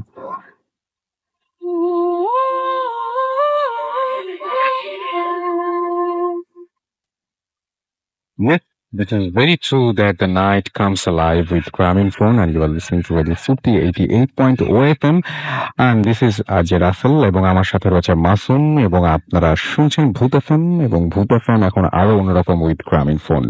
আমাদের সঙ্গে আরো একজন অতিথি আছেন, তার ঘটনায় আমরা সরাসরি চলে যাচ্ছি যেহেতু হাতে সময় কম। আচ্ছা, আপনার নামটা প্লিজ একটু বলবেন, এবং আপনি কোথা থেকে এসেছেন এটা একটু কাইন্ডলি যদি আমাদের বলতেন। আসসালামু আলাইকুম। জি, আমি নারায়ণগঞ্জ ফতুল্লা থেকে আসছি। আমার নাম মোহাম্মদ সুলতান মাহমুদ রাসেল। আমরা ঘটনায় চলে যাই। তো আমি এখন যে ঘটনাটি আপনাদের সাথে শেয়ার করব সেটা 2010 সালে ঘটে যাওয়া একটি ঘটনা। তো আমরা কয়েকজন ফ্রেন্ড মিলে 40 দিনের চিল্লায় যাই। মানে এটা তাবলিগ জামাত বলে। তো আমার সাথে ফ্রেন্ড ছিল আলামিন, হাসিব, মাকসুদ। তো আমরা আমাদের রোগটা জায়গাটা পড়ে হচ্ছে আপনার কিশোরগঞ্জ এলাকার বাজিতপুর থানা। তো এখানে যেতে যেতে সময় লাগে আমাদের প্রায় রাত 8টা বেজে যায়। তো ওইখানে যাওয়ার পর নিয়ম ছিল যে 3 দিন পর পর একটা মসজিদ চেঞ্জ করা। তো সাধারণভাবে দিনগুলো কাটতে শুরু করলো আমাদের। যখন 28 থেকে 30 দিন অতিবাহিত হলো, তখন একটা মসজিদে আমরা যাই। মসজিদটা প্রায় গ্রাম অঞ্চলে যেরকম মসজিদ থাকে আর কি, অনেক দূর দূর। তো মসজিদ থেকে বাজারটা প্রায় 10-15 মিনিট লাগতো বাজারে যেতে। তো ওখানে একটা ছেলের সাথে আমাদের পরিচয় হয়। ছেলেটার নাম মোহাম্মদ শহীদুল্লাহ। ছেলেটা প্রত্যেক নামাজের সময় এসে নামাজ পড়তো জামাতের সহিত, 5 ওয়াক্ত নামাজ পড়তো। তো তখন ওর সাথে আমাদের পরিচয় হয়, খুব ক্লোজ ফ্রেন্ড হিসেবে আমরা তাকে গ্রহণ করি। ভালোই কাটতেছিল দিনগুলা। তো আমরা যখন ওইখান থেকে আমাদের 40 দিন পার হয়ে যাবে, প্রায় 38 দিন অতিবাহিত হলো, তখন হঠাৎ দেখলাম ওই ছেলেটা আর আসতেছে না মসজিদে। তো তখন মনে মনে ভাবলাম যে এতদিন একসাথে চলাফেরা করছি। আর আরেকটা কথা বলে রাখি, যখন ওর সাথে আমরা নামাজ পড়তাম, নামাজের পর আমরা ঘুরতে বের হতাম ওর সাথে। তো ঘোরার পর একটা সময় দেখা যেত বাজারে যখন খুব কাছাকাছি চলে আসতাম, তো তখন ও বলতো যে ঠিক আছে তোমরা চলে যাও, আমি আমার বাসায় চলে যাই। তো আমরা তখন জিজ্ঞেস করলাম তোমার বাসা কোথায়? তো তখন ও হাতে ইশারা দিয়ে বলতো যে ওই বাজারে ওইখানে। তো তো আমরা অনেক সময় বলতাম চলো আমরা একসাথে চা খাই, চা নাস্তা খাই। তো তখন ও না করলো যে না আমি খাবো না, তোমরা মসজিদে চলে যাও, আমি বাসায় চলে যাই। তো তখন ও যখন অনেকদিন যাবত একসাথে নামাজ পড়তাম, তো হঠাৎ করে দেখি যে ও আসছে না। হঠাৎ করে দেখলাম যে 38 দিন অতিবাহিত হওয়ার পর দেখলাম ও আর আসছে না মসজিদে নামাজ পড়তে। তো মনের মধ্যে একটা জাগলো যে ওর সাথে এতদিন ছিলাম, চলতাম, ও একটু খোঁজ খবর নিয়ে দেখি। তো ওই বাজারে যে ওর নামটা বললাম যে শহীদুল্লাহ নামের একটা ছেলে এই মসজিদে নামাজ পড়তে আসতো, তো এখন ইদানিং দেখতেছি না ওকে। তো লোকেরা অবাক হয়ে গেল, লোকজন জড়ো হয়ে গেল এখানে। তো একটা বাসায় নিয়ে গেল আমাকে। বাসায় নিয়ে যাওয়ার পর একটা ফটো দেখানো হলো আমাকে যে এই ছেলে। আমি তো দেখে হ্যাঁ বললাম যে হ্যাঁ ওই তো আমাদের সাথে একসাথে নামাজ পড়তাম আমরা, এই ছেলে। তো ওর আব্বু আম্মু আমাকে দেখে জড়িয়ে ধরলে কেঁদে দিল। ও কি বলো বাবা, এটা কি সত্যি? আমি বললাম, হ্যাঁ আমার সাথে আরো ফ্রেন্ড আছে, ওদের কাছেও জিজ্ঞেস করে নিতে পারেন। তো আমরা যারা ছিলাম ফ্রেন্ড ওরাও বললো হ্যাঁ আমরা তো একসাথে হাঁটছি, ঘুরছি। তো তখন ওর আম্মা আব্বু বললো যে আসলে সত্যি কথা বলতে বাবা, ও এই বাজারে প্রায় আরো 2-1 মাস আগে রোড অ্যাক্সিডেন্টে মারা গেছে। তো এই কথা বলার পর তো আমরা অবাক হয়ে যাই। তো ওইখান থেকে ওই কিশোরগঞ্জ থেকে আমাদের 40 দিন অতিবাহিত হওয়ার পর আমরা ঢাকায় চলে আসি, নারায়ণগঞ্জে চলে আসি। নারায়ণগঞ্জ চলে আসার পর আমি যখন ঘুমাইতাম তখনই ওই ছেলের সাথে আমার কি হয়েছে না হয়েছে, কি কথা হয়েছে না হয়েছে সবগুলো আমার চোখে ভাসতো। আর আমি ঘুমাইতে পারতাম না, ঘুমাইলেই ও কথাগুলো আমার চোখে ভাসতো, ওকে স্বপ্ন দেখতাম। তো আমি যখন ঘুমাইতে পারতাম না তখন আব্বুর সাথে আমি কথাটা শেয়ার করি। তো আমার আব্বু আমার এক ভাইয়ার কাছে নিয়ে যায়, ভাই হুজুর। তো উনি আমাকে একটা তাবিজ দেয়, তাবিজ দেওয়ার পর আমি এখন মানে ঠিক মতোই ঘুমাইতে পারি। সো আসলে এটাই ছিল আমার Okay, ঘটনা। অনেক ধন্যবাদ আপনাকে। আচ্ছা, ছেলেটার নামটা কি আপনি যেটা বলেছিলেন সেটাই ছিল? জি জি, শহীদুল্লাহ। শহীদুল্লাহ ছিল। জি জি। প্রথম কথা হচ্ছে যে শহীদুল্লাহ যে যে নামাজ পড়তে আসতো